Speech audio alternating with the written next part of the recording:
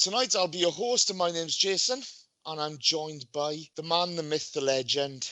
Got new daps, feet hurt him, he's not very happy. It's Danny the GFP. Oh, you cheat! You're not going to sing us a song. I'm waiting for Tripper Apcom to make his debut for Brighton. Oh, he's on the bench with Sidwell. Excellent, another ex-Gooner. Yeah, I'm all right. You? Yeah, I'm okay. Shit week, innit? Well, you know, if you will drastically change your diet from Kit Kat to vegetables, you are asking for trouble. Let's not go there. It's best not. Had a good week? Always had a good. Yeah, it was my mum's 73rd birthday last night. Oh, happy birthday, Mum. Yeah, so we, me, Sean's mum and Moomin, we took her to Bella Italia in Huntingdon. I nearly passed out when the pricks behind me had something covered in garlic. Because I say, if I'm paying, no one's having garlic and no one's touching their mobile phones. And the only person allowed to drink was my mum, because Sean's mum drove and Moomin doesn't really drink. And Sean said, "You're not fucking drinking. You're 5 days dry now. You're not drinking." And so my mum had a bottle of Pinot Grigio, I think it is. It cost me 18 quid. And she drank 3/4 of a bottle during dinner. And she was pissed by the end of it. Nice. Oh, classy bird, Dave. To be fair, she's Irish. She is. I'm surprised she didn't have more. You know, yeah. I thought she drank mine by the gallon. Well, it's good to speak to you again, pal. Made my week. Onwards and upwards. Here he is, God's emissary on earth. It's the right Reverend Raj Patel. How are you, Raj? You okay? All right, Jason. How you doing, mate? I'm very well, thanks. I'm very well. You good? I'm very good. Back in the country for a couple of weeks, so very pleased to be back on the podcast, and looking forward to tonight and seeing if we can actually say a few home truths once. Okay. Listen here, Mr. Militant. Okay, calm down. I'm relaxed. I'm relaxed, and you're not the only one who's annoyed. Okay, you're not the only one who's annoyed. I'm not annoyed. I'm just accepting of our position. That's what we are. Now. Jesus, wet. He's going to get all philosophical on us now. I've gone to God. I've gone to God now, and he's basically told me to calm down. So that's what I'm going to do. I can imagine. So, on tonight's menu, is it pizza or profiteroles? It's actually a South African corn maize snack called flings. And if any of our South African viewers know what they are like What's It, but 10 times better. And please tweet us to approve of my snack. It's amazing. But it's like a lot of orange powder all around my chin already. So there you go. Oh, watch out. If you go down Danny's, Danny'll eat you. He likes a What's It, doesn't he, Danny? How dare you?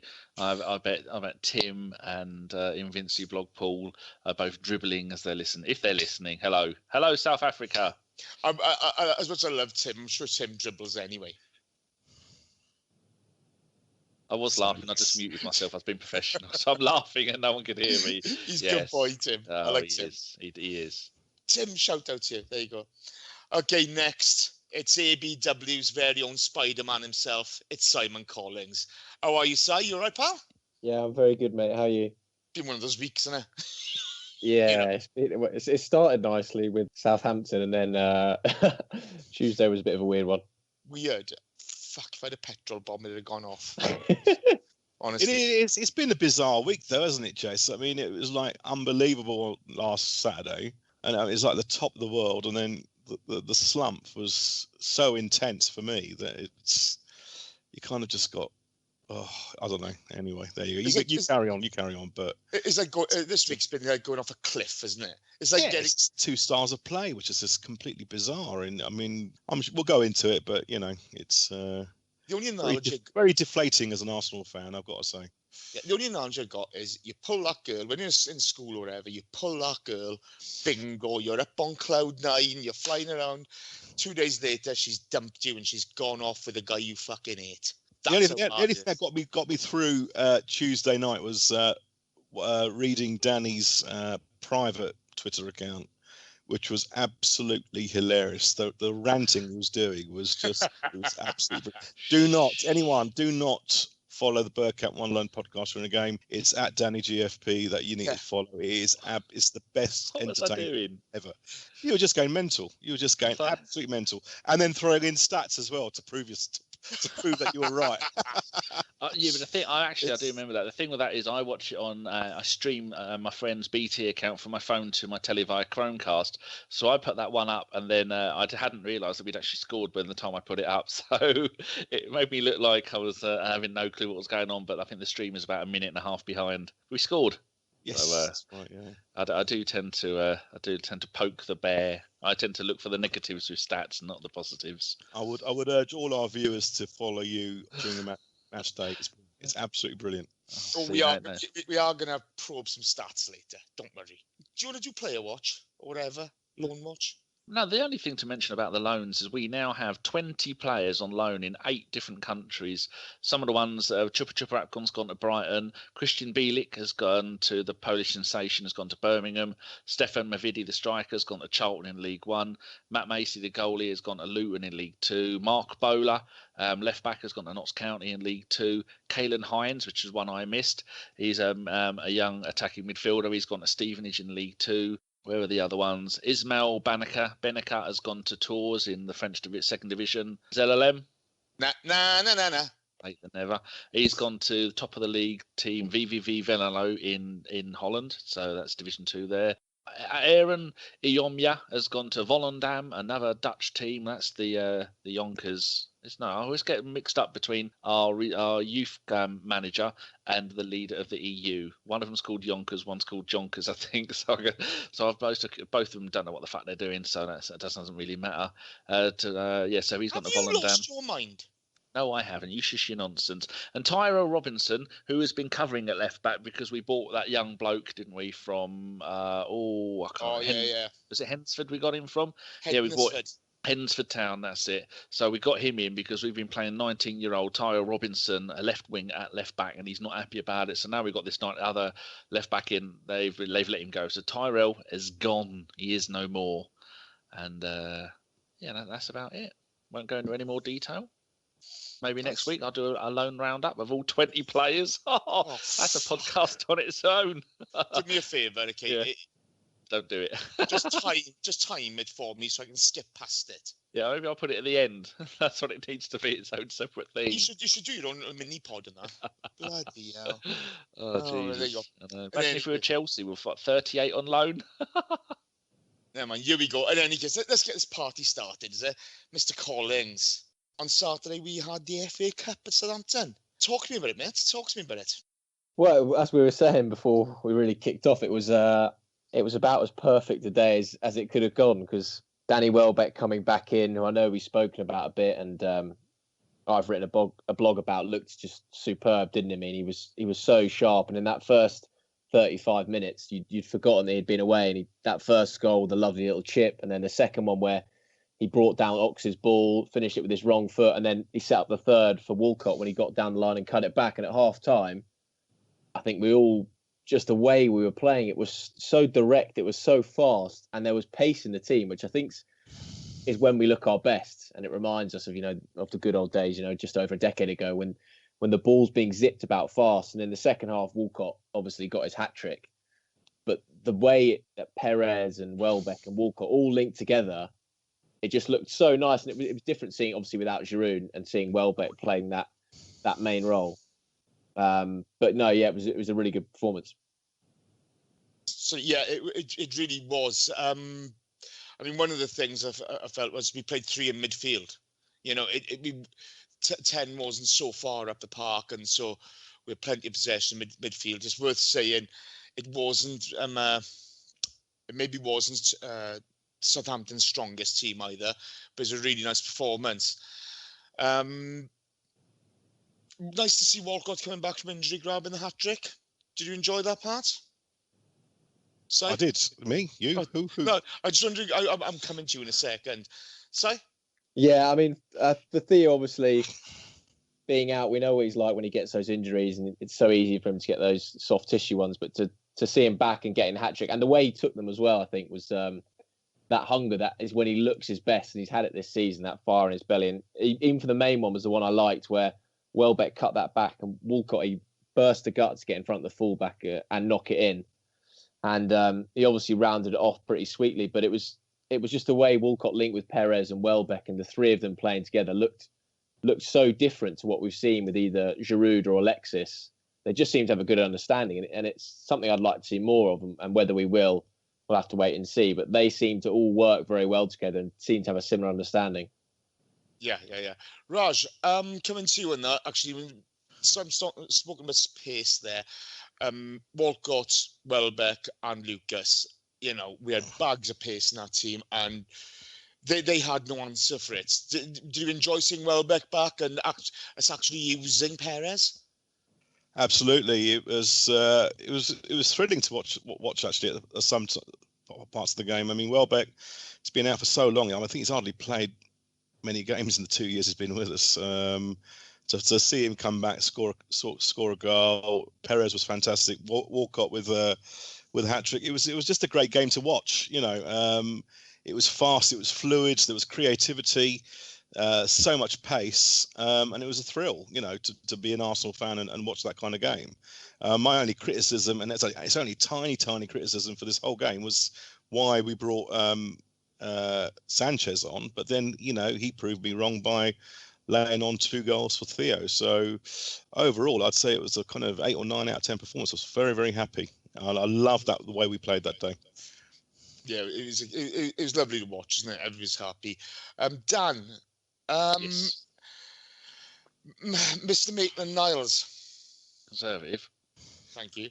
Yeah. He started in the middle alongside Ox.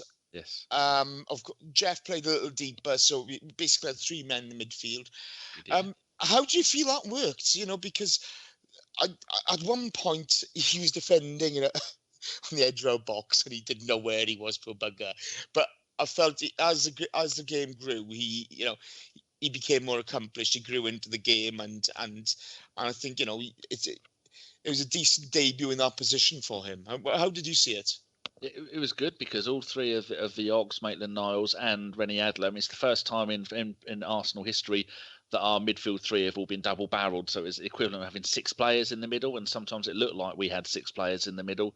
The Ox with his brilliant, he's got a fantastic range of passing when he wants to, and he got an assist and he got a rating of 9.1. He was our 3rd best player on the night, and like the Chuppa Chuppa Rapcon thing, I now don't know whether it's Ashley or whether it's Ainsley. I'm going to go for Ainsley. Yeah. Oh, no. So Ainsley was in the middle, and it was it's good for him because I don't want to see a young, talented young player at Arsenal to come through and be played out of position constantly. I know he's been playing at right back because we have only 1.5 fit right backs at the club. Jenkinson, it's just been announced yesterday, hasn't been included in our updated Champions League squad. Who has I think Giroud and Mertesacker are the 2 that have been added to it because they were out before. And so, Jenkinson looks like he's done at the club. I'm surprised he didn't get sold. He was looking at going to Palace. So Ainsley has been playing at right back, which isn't his best position, but he's been playing okay there.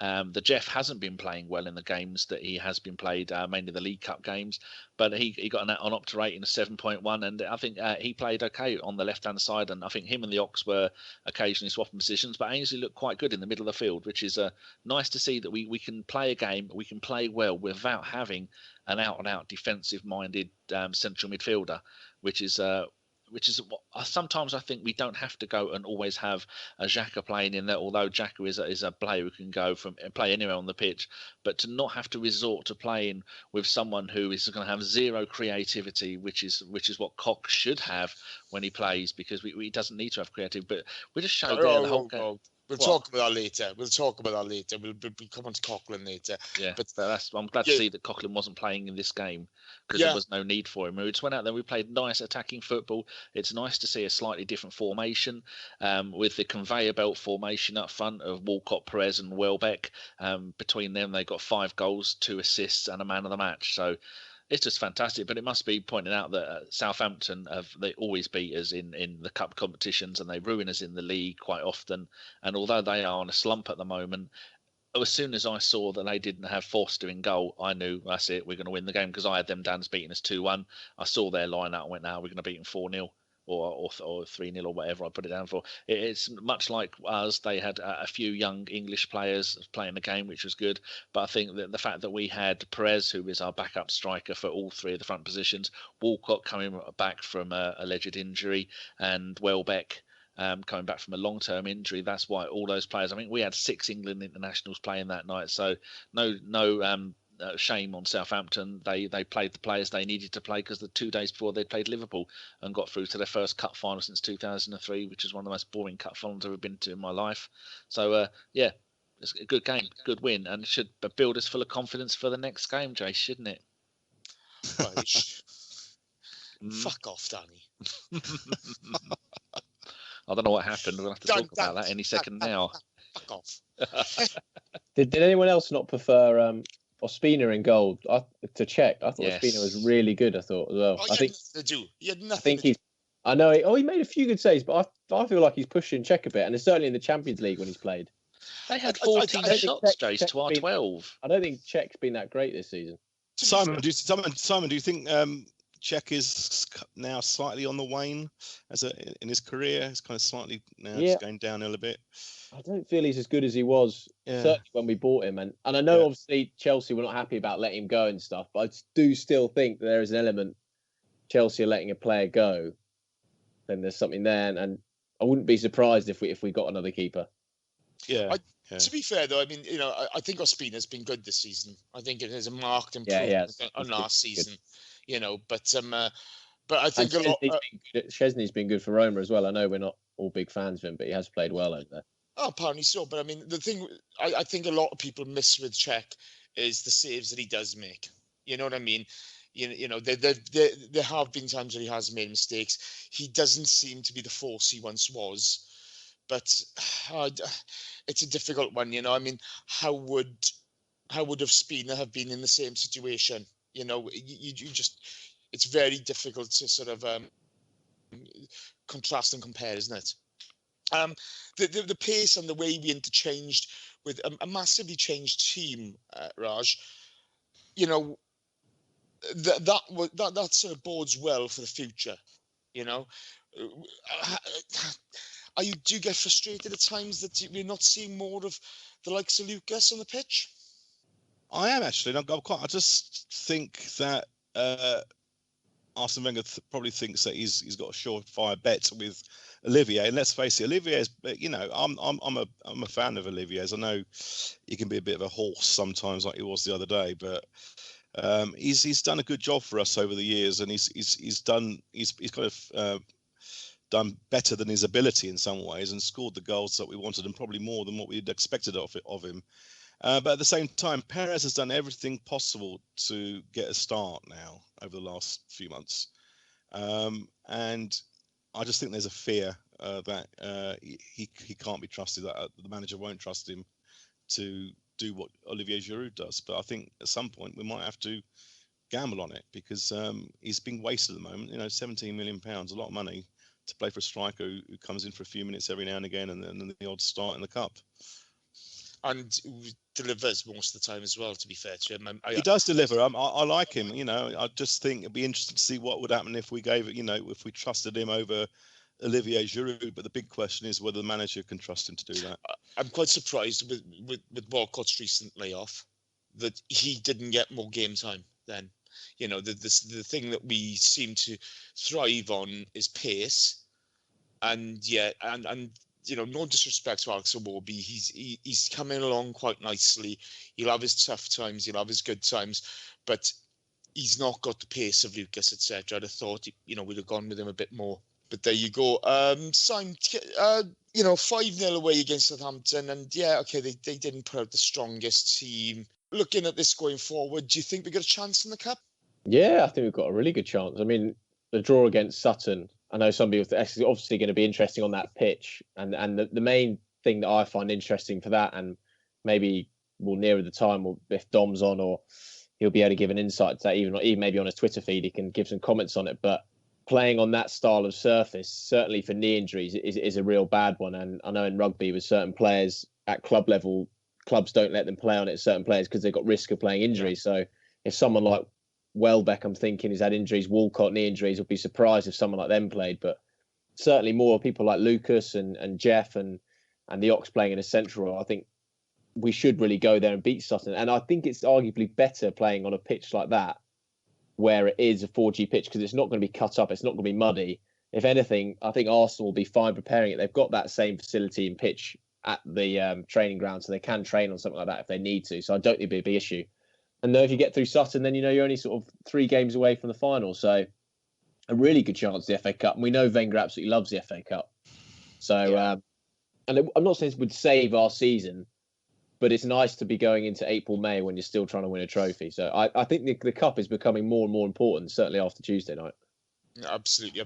There's a lot to do. That surface, a lot to do. Not just the firmness of it, but it's the bounce of the ball.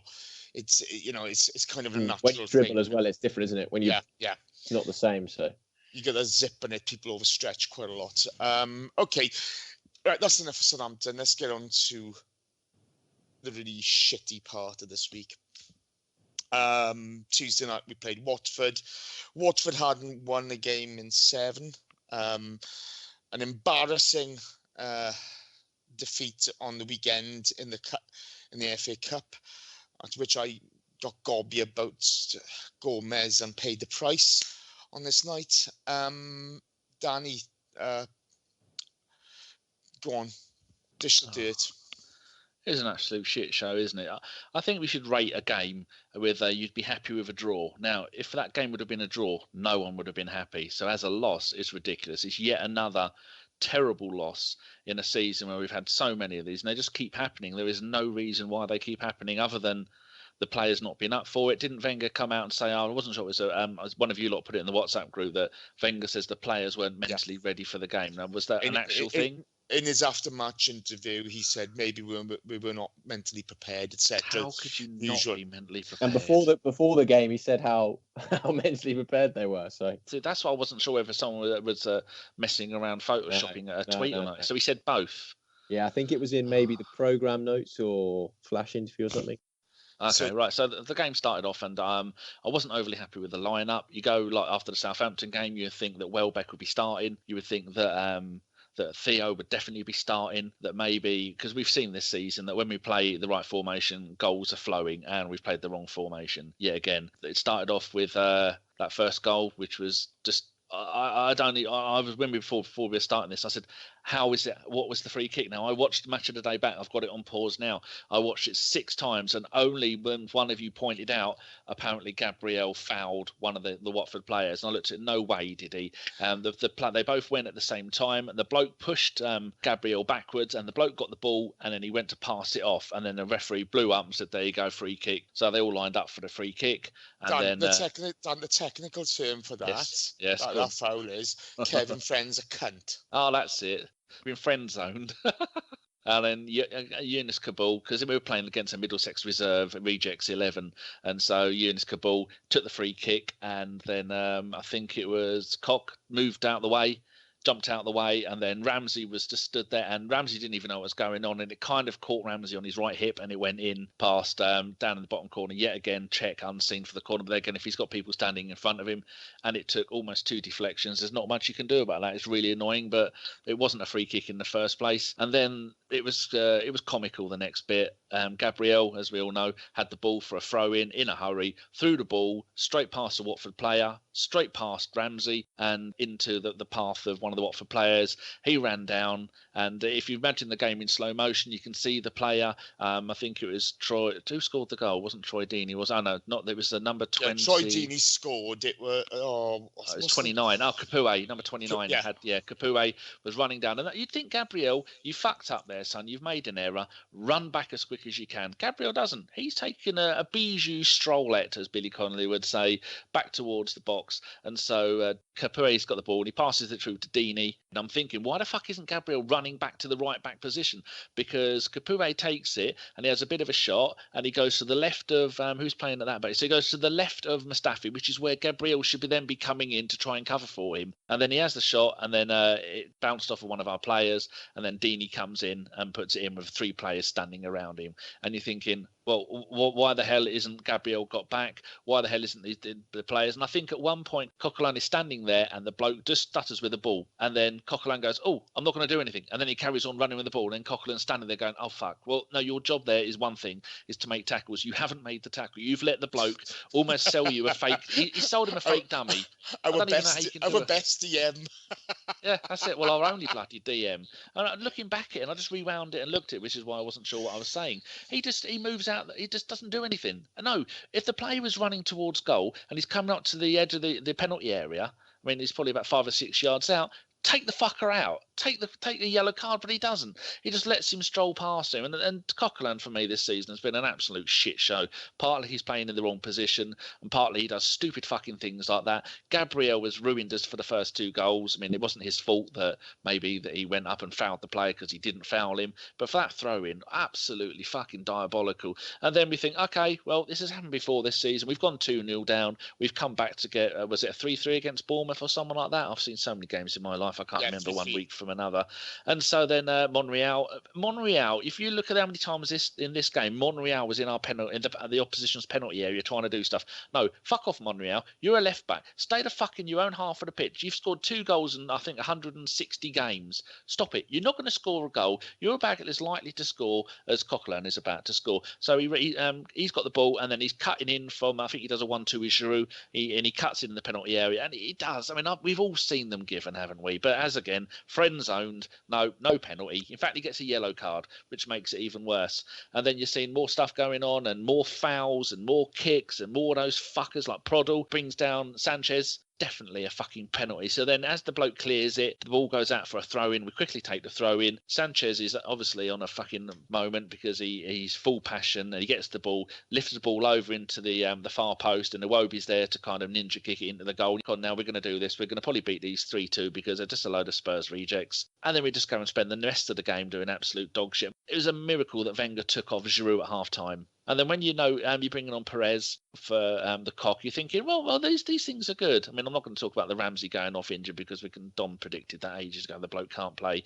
You can't come back from injury and play constant games, which is what's been asked for him. So I'll let you talk about that later.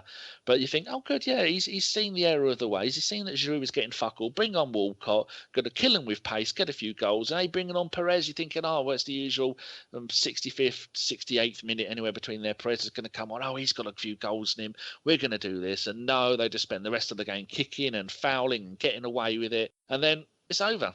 And we think 5 minutes of injury time. Oh, we can get a draw out of this. Like every Arsenal fan is sitting there thinking, oh, apart from the ones who want us to lose, oh, come on, we can do this. We can get a draw. It's what Arsenal do. We always play better when we're down to 10 men or we're losing.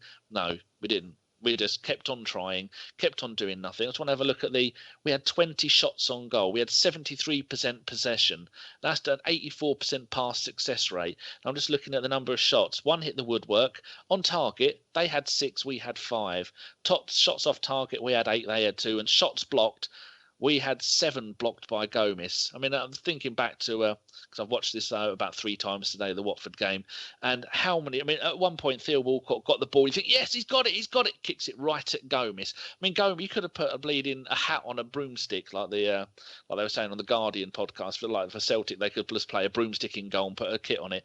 I mean, with most of our shooting this season, so often, our strikers will kick it right at the goalie. Why are you doing that? We've seen that the other teams are putting it in the corners, which is why Czech isn't being able to reach it, and we don't. We kick it straight at the goalie. And these sort of things are just continuously happening and just not up for the game. How is a professional team not mentally ready for the game? That is bullshit. One of them should be taken out on the pitch at halftime and shot for results like that, and then say, the rest of you're going to be next. And eventually we'll have no players left and we'll be able to buy new ones, or they'll all have learnt their lesson. And Ozil, what the hell? I mean, John sent in a brilliant question about Ozil.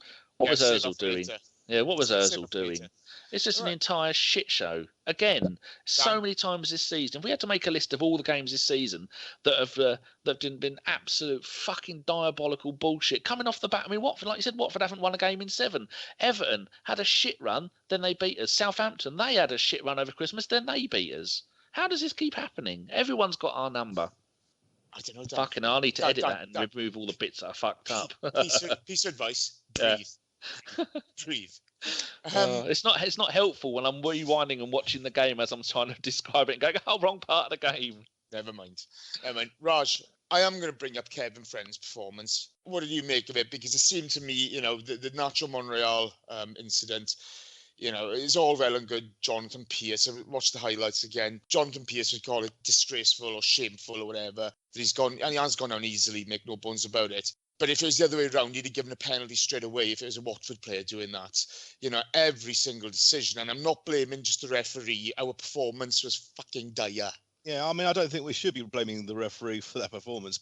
Arsenal fans seem to blame the referee more than most and trying to blame it on them for bad performances and stuff. He didn't have a good game, friend, and he had some pretty shocking decisions, and he didn't manage the game in any way. He didn't even follow some of the match rules. It was weird. But overall, it was a shit. I mean, as Danny said, he's spot on. It's a shit show. That first 45 minutes was the worst performance, first half performance I've seen in a long, long time. I thought Bournemouth was pretty bad the other week in the first half, but this was terrible, and I can't think of anything worse over the last few years. It was horrendous.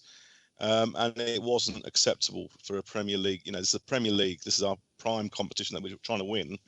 And it was unacceptable. And I'm just stunned by it, really. And the second half was a bit better. But, as Danny said, once again, we're shooting at the keeper. Gomez is having a decent game, like all goalkeepers do against us. And they were relatively comfortable. I mean, we looked like they were under siege for most of the second half, but they seem to cope very, very well. They deserve that 2-1, sadly. But it's just not acceptable. I mean, I'm going to pass it over to you, back to Jason, because I thought Coquelin was what should have been in that. Is a great player, but you don't agree, do you? I think he's awful. I got to be honest. I think he's awful. I think it depends on what job he's asked to do. No. Hold up here. Look, as a defensive midfielder, and as a guy who tries hard, he ticks all the boxes, okay? But as a guy, if you look at that goal, what the fuck is Gabriel doing? Ramsey, what the fuck is he doing? He's ambling back. I know Simon may be able to elaborate on this a bit later, but, Martin Keown said that Cochran and Ramsey had, they had certain strains or whatever over the weekend. Maybe that's affected them. But he's running alongside the defender. This is the guy who all our fans say, oh, yeah, he's a great defensive midfielder. Where the fuck's the tackle? Then you've got Mustafi. Mustafi's got to show him down the byline. He's got to show him down the byline. Mustafi doesn't do anything. Gabriel is still fucking wondering about with Ramsey. I don't know. Those two are on fucking holiday at that point. Okay? And and it just goes from bad to worse there. The people are culpable there. The first goal, it's just come off Ramsey. It's just it's one of those things that happens, unfortunately. People accuse him of turning his back. He didn't do that. He's turned his back after the ball's hit him to see where the goal's gone. It's in the back of the net. He didn't see it coming, did he? It was deflected off of, was it Coquelin? I'm not sure. The wall was a fucking disgrace. The wall was a fucking disgrace. I don't know what the hell is happening there. But defensively, we, as a team, been awful. But the one thing about Coquelin is, during that Watford game, he's attempted 42 passes and he's made 40 passes. That's your central midfielder.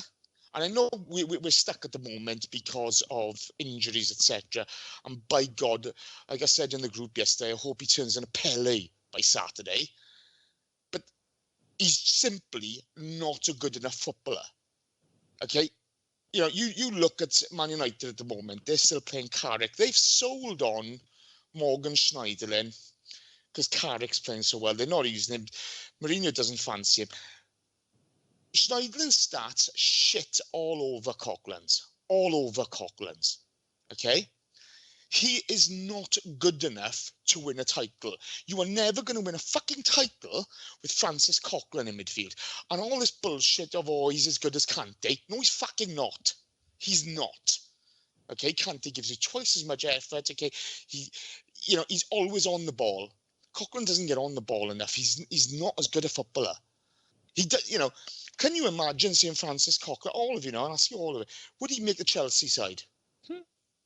To do what? No, would he as a player? He wouldn't. No, but not many of our players would make the Chelsea team. Well, hold up here now. But this is the point, okay? These big clubs have shown interest in certain of our players, You know, he's just not good enough. You look at those stats on Tuesday night, they're not good enough. Against Man City, his passing accuracy was 57%. Now, are you telling me, you know, between Ozil and Coughlin, we play 10 men attacking football and 10 men defensive football? That's not fucking good enough. It is not good enough at all. And unfortunately, you know, I like Francis Coughlin. I do as a bloke. I think, you know, he shows all the character I want from a player. Okay. But the manager, if he thinks, you know, we saw this last season with Rosicky and Arteta, and I keep on going on in the with FA this. Cup last season when they beat us at home 2-1 again, and we played shit. But this is the thing, okay? You know, it's the same old mistakes. It's the same old issues. It's the same old story. You cannot play with 10 men going forward and 10 men going back all the time. Because Francis Coughlin offers you nothing going forward. And Mesut Ozil offers you fuck all going backwards. So you know, let me ask you guys, do you think you can win a league title with 10 men going in any one direction? No, definitely not. Si? I think it's a bit harsh to put it all on Coughlin, I think. No, I'm not putting this whole performance on Coughlin. Yeah. Raj asked a question, you know, I don't rate Coughlin. I don't. Yeah. I genuinely don't. I see the abuse Ramsey gets, and I'm thinking, fucking hell. And yet, the same people are defending Francis Coughlin, calling him a top performer for last season. Well, he was no top performer last season. He's never been a fucking top performer. You know, he's come in, he's done a job when we've needed him to. He fits very well alongside Santi Cazorla in the holding position, but he does fuck all with anybody else. What's the start you brought up this week? Who? Simon. Oh, the 10 games he hasn't played at Arsenal have won all of them. So there you go. And I know it's shit teams, but yeah, Watford is a shit team and we lost that. Simon, your take on the game, mate. Go on. I think I didn't get to watch it live, so I ended up watching. Miss anything? No, I watched the game. Coronary. I watched the game, sort of extended highlights of it. Rob, I was at the Liverpool Chelsea games. I was covering that, but I think it was one of the worst performances I can remember Arsenal playing for years and years and years and years. It was just just sloppy, casual. You know, didn't have any urgency and sort of sensing to wanting to go and win the game. And it's happened. I mean, I think in the Everton game, there's other games where we just seem to, for some reason, completely take our foot off the gas, as if, you know, the job's done, we don't do that. And this happened from the start, whereas in the Everton game, you know, went ahead and then threw it away. But it just looked so complacent and casual. And whether maybe, I mean, some people were saying it was too many changes from the weekend, but the players he brought back in was first team players. So it was just, so frustrating and embarrassing, I think, was the main thing. And the contrast from when I went on Twitter after, which is probably a bad idea after an Arsenal game, between people who were raging and fuming and people who were just accepting, which I think is more worrying. When someone looks at that result and goes, "Oh well, I mean, that's what it is," and it worries me more than if people are getting mad and angry and passionate. That's fine. That's normal. That's your club. But it's when people are going, you know, and sort of resigned to it, and that's the worry, because when you create that atmosphere where that sort of result is like, oh well, you know, this is what happens, resigned to it, then that's dangerous. And that's for me where we feel like we're at the crossroads, where we're that's what's happening, Simon. Yeah, I think it's a crossroads I am now. A typical fan who's basically, as I said earlier on, deflated by it all, and I can't be bothered getting pissy about it and everything. It's what it is now, and it ain't going to change for a while, it seems. So, you know, you're right. When more and more fans do that, but there is that kind of dearth of energy and excitement within the stadium these days, more often than not. And it's because people are just going, well, you know, if we lose, we lose. You know, if we win, great. You know, there's none of that kind of passion left within the ground. So you're spot on there. I think that's going to get more and more over the next few months, you know, especially over the next 3 days anyway. So there you go. I'm kind of resigned to it now, and that's what I'm saying. I represent quite a lot of fans probably. Oh, to be fair, Raj, I think, we'll go into Arsene Wenger later on, okay? But the one thing that kind of annoys me is, if you look at the Opta stats, it says Mesut Ozil, dog shit. Gabriel, dog shit. Francis Coquelin, dog shit. Okay, I genuinely, Koscielny gets away with fucking murder. As much as I love Laurent Koscielny as our captain, where the fuck is he in all this? Where is he? And this all stems from the top. I see our fans, Aaron Ramsey was poor in the day. Let's make no bones about it. But he's only on the pitch for 20 minutes. 20 fucking minutes. And yet he's 86% pass success rate with them. Yeah, but he's getting blamed. He's the bull. He is the. We always have one, don't we? It's the Abue effect. There's always one everyone hates. No matter what he does. And some of the bullshit I see people spew is just fucking nonsense. That's because they expect him to do what he did that season, where he played in a completely different position, in a different formation with different players, and scored all them goals. That's not his job anymore. He doesn't do that anymore. People like a lightning rod to attack, don't they? That's the way absolutely. To prevent you. You need a lightning rod to. But how anybody can justify blaming one person who's on the pitch for 20 minutes for us losing that game is ridiculous. Oh, agreed totally. The bullshit that's spewed by people. I just think they're imbeciles at times. Okay, but Laurent Koscielny, he's our captain, and people can turn around and say to me, "Oh, it's not the captain's job." Arsene Wenger's like this. You're representing the fucking Arsenal. I don't give a shit. You fucking grab somebody by the throat and you get these boys fired up.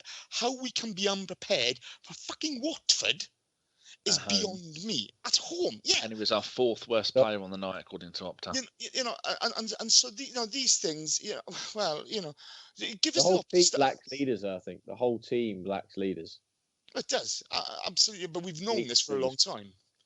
And and in the past, Arsenal had so many leaders that Wenger didn't need to police the dressing room, and someone stepped out of line or someone did, what Sanchez did the other week, where he's throwing a strop on the bench. You'd have Vieira, you'd have Henry, these big players, and the dressing room ran itself. Wenger didn't need to bother with the dressing room. He could just sprinkle some magic dust and the finer points fit.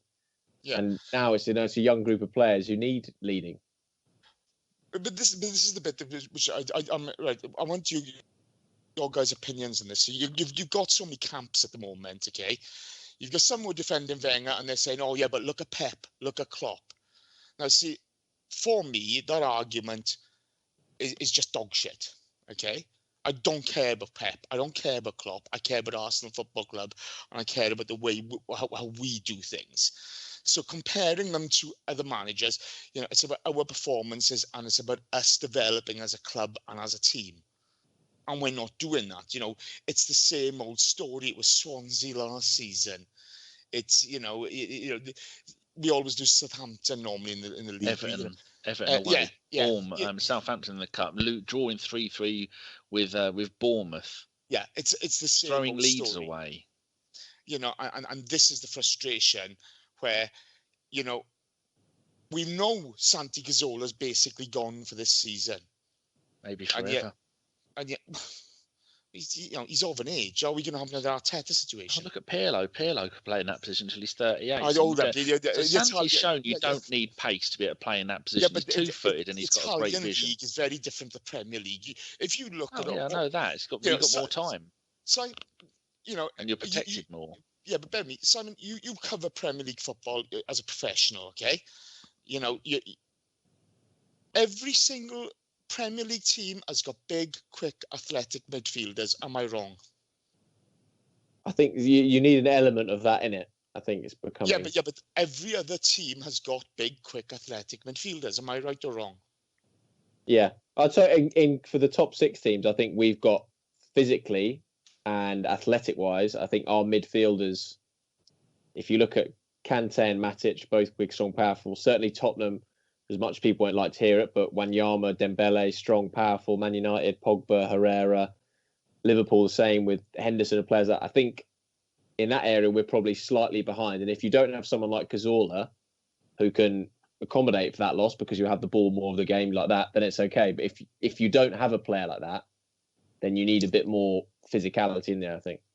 Even with Cazorla, we've been bullied by worse teams than the top six. Even with Cazorla, this is the problem.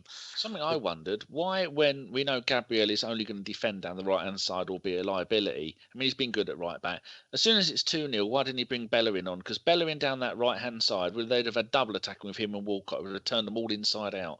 It's not like he's not fit, is he? And don't say we're saving it for Chelsea, because we're going to get murdered there. Yeah, but bear with me, I think he made the change up front, didn't he? I think it's a valid question, mate. But we got Cazorla out for the majority of the season. We've got Ramsey, who's got injury issues. Made of glass. Well, he always gets rushed back, doesn't he? Yeah, he's always rushed back, and he's got to play. And then he's with the African Cup of Nations. Jack Wilshere's on loan. Why weren't we looking for a bit of cover to come in, maybe in a loan deal? Well, just like Jaramillo says, Don predicted it a couple of weeks ago. Ramsey plays 90 minutes too soon because of Xhaka's red card, and now he breaks down injured. And we all know Don predicted this every time. He said you can't do it. You can't get someone like Ramsey, who is a little bit injury prone, to come and play continuous games. He has to work his way into it. And like we've seen with with Wiltshire at Bournemouth, it can be done if you do it properly. The first 4 or 5 games of the season for Bournemouth, he would play he'd come on as a sub, or he'd play an hour and then he'd come off. And then he's been eased into that position. I mean, I know sometimes he holds onto the ball a little bit too long, but Kim Kallstrom was released by his Swiss team at the weekend, the other day, so he's on a free. Yeah, he's not injured though, is he? So he won't come to us. Raj, let's leave the Watford game. Let's park the Watford game. You just mentioned there's an air of resignation around the season being like all the others. Well, the season as a whole, not just that. I'm not identifying Watford as the game, but it's just it's the same old every year, isn't it? Really? Yeah. And no one can tell me any differently. And if you can tell me differently, it's because you're basically blinkered, and you've got such a huge agenda that you can't see what the reality is. To be quite honest, I'm a bit bored with it all. To be quite honest, I mean, everyone knows my position. I've always said, I've said for quite a long time, it's time for a change. I don't dislike the man. The problem I've got at the moment is that I'm starting to dislike him, and that's dangerous for me. I've always said he's a legendary manager. He deserves a statue outside the stadium. He deserves a stand if that's what the club want or the fans want. Fine, I'll support that, and I'll be there at the opening. But I don't campaign for any of my views really on social media. I just tend to take the piss really. But I am starting to dislike him now because I can't see anything improving. No, you've got your big accounts who talk bollocks. Basically, they've got no basis to dispute anything I say in some ways. And I think a lot of fans, as we said, I just said to Simon, there's a lot of fans who just kind of resign by it all, and they're just getting mute. There are lots of loudmouth bastards who abuse the manager, and I don't agree with that. I can't stand them. I'll get embarrassed by them. They make me cringe. There's also some loudmouth bastards who support the manager in such a way that they're offensive as well in some ways. But I mean, there's three others on this podcast. You tell me whether I'm wrong or not, because it's the same every year. We tend to start off relatively well in the league.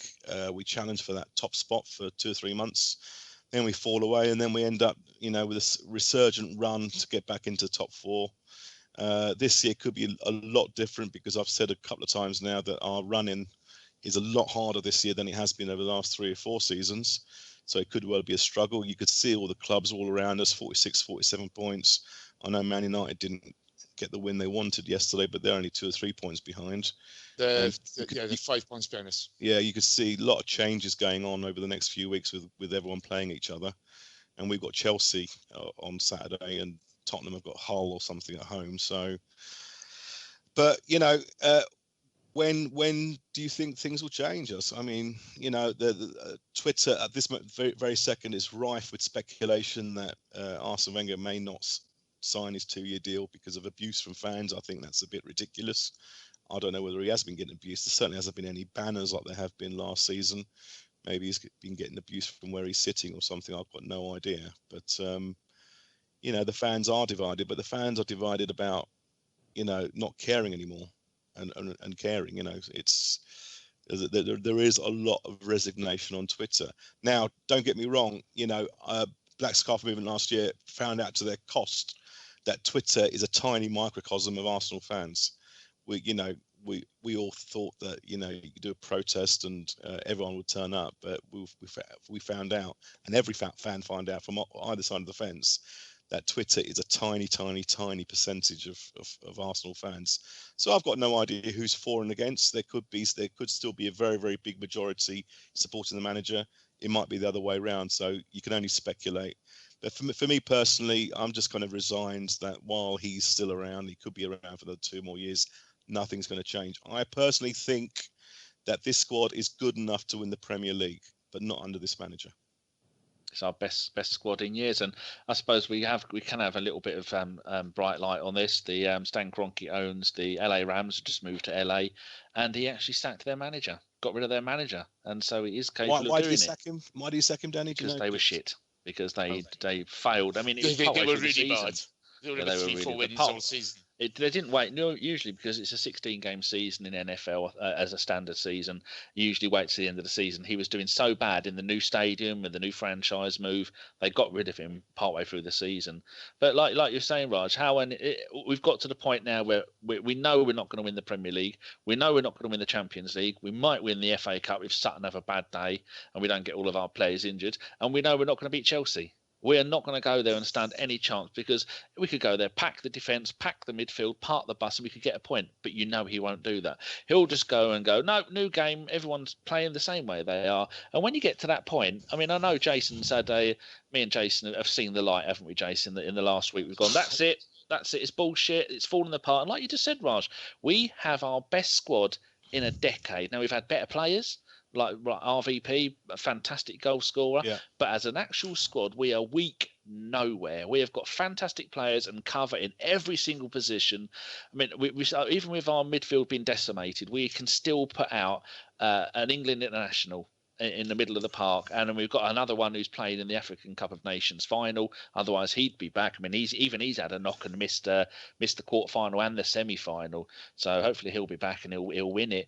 But we've got our best squad, and some of the players we have that we're playing for us at the moment, we'll look back in 20 years and go, oh, what was your favourite ever Arsenal? And some of these players can make it in there. Sanchez, Ozil, maybe Koscielny, maybe Cech. Some of these players hold a bit. I'm sorry, okay. Don't you say sorry. Cech, Ozil, Koscielny, they're nowhere near our greatest teams ever. Well, that's just because you're a hater. No. For Wales, are you telling me? No. Ramsey doesn't get anywhere near it. Come on. My point would be, and I'm going to ask Simon this, okay? So we've got our strongest squad in years, yet we have a crisis in midfield, okay? And yet we do not, and this is the bit that gets me, yet we do not seem to be able to play a formation which suits the players we're putting out on the pitch. Everybody in the Premier League is changing their formations game to game or permanently, and we're not. That's all we have to do is drop Ozil deeper and pack the midfield a bit, just get more numbers in midfield. We're playing them further forward. So how can anybody justify, I'm sick and tired of hearing, we miss Santi Cazorla. We miss fucking Thierry Henry. He's never going to play for us again. And Santi Cazorla is going to be, touch and go. That's a nasty Achilles injury. For him to have 2 operations on it, it's bloody horrible, the poor bugger. And, you can't rely on him. So why are we playing a system which suits a player we're not playing? Talk to me about it. Well, I mean, Wenger's obviously not doing this. He's doing this because he thinks this is the best system to play. And we can disagree whether we personally think it's the wrong one and whether you should play 3 in midfield rather than having Ozil further forward. And I mean, I think for me, the main issue I have with it, system-wise, without Cazorla, is I just think we lack control in the game. I just don't feel like Arsenal are dictating the game and how they want to play. It doesn't feel like when the game was like against the Watford game, it just felt like that was up in the air and it was up for grabs who was going to take control of the game, and obviously it wasn't Arsenal. And we saw against Southampton when Jeff played there, he just dropped a little deeper. And obviously you don't get that with Ozil, but the thing is for Wenger is he's always going to have Ozil as that number 10 because he is his best player, or Sanchez, and he is the one who's always going to play number 10. If Ozil's fit, he's going to play there, and we're going to play a formation to suit him, because that's the way I think Wenger sees it. I think his thought process is getting the best out of his best players. How can I adapt the formation to that? And he works it that way. But I can see your point saying, should we have 3 in midfield instead? But I don't think Wenger's thinking like that. I think he's thinking, how can I get the best out of Ozil? How can I get the best out of Sanchez? I'm going to play like this. That's fair enough. I mean, I felt that the Ramsey-Xhaka combination was starting to work, especially against Burnley. You could see there was an understanding there. They were settled. One knew when to go. One knew when to stay back. You know, there was a real, melding of the two players coming along there. Of course, Xhaka gets the red card, so he's out. So we're playing a midfield with Ramsey and Coughlin, which in the past has struggled, and you're expecting them then to fulfill a position. The two guys who've been playing together for a few games, you're expecting them to fill that role. Now, do you think that's him being very ambitious? I think they just didn't play that well, those two. I mean, I don't think there's anything wrong with playing Ramsey and Coughlin together, and they should be good enough to beat Watford. I just don't think they performed. And I think if you ask Wenger again, what would you do differently? I think he'd probably say I'd play the same team and get them. And it was a performance issue, not a personnel issue. And like we say, the squad is very, very good. And I agree completely with Raj that this squad is good enough to win the league. And Wenger said the day before the Watford game, this is his best ever attacking set of players he's had, better than when he had Henry and Kanu, simply because of the depth he's got going forward. I mean, Lucas Perez can hardly get a kick, and we've all agreed, he looks a very good player. So the squad is there to win the league. And I have the same question you guys have, where I sit there and I think, if we had Antonio Conte as manager, would we win the league? Probably. I think arguably yes, probably. Okay, Raj.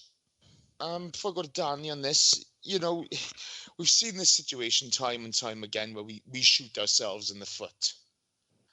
I mean, regardless of how, let's not look at sort of the furore and the passionate side of it, but how do we allow this as a club to happen time and time again?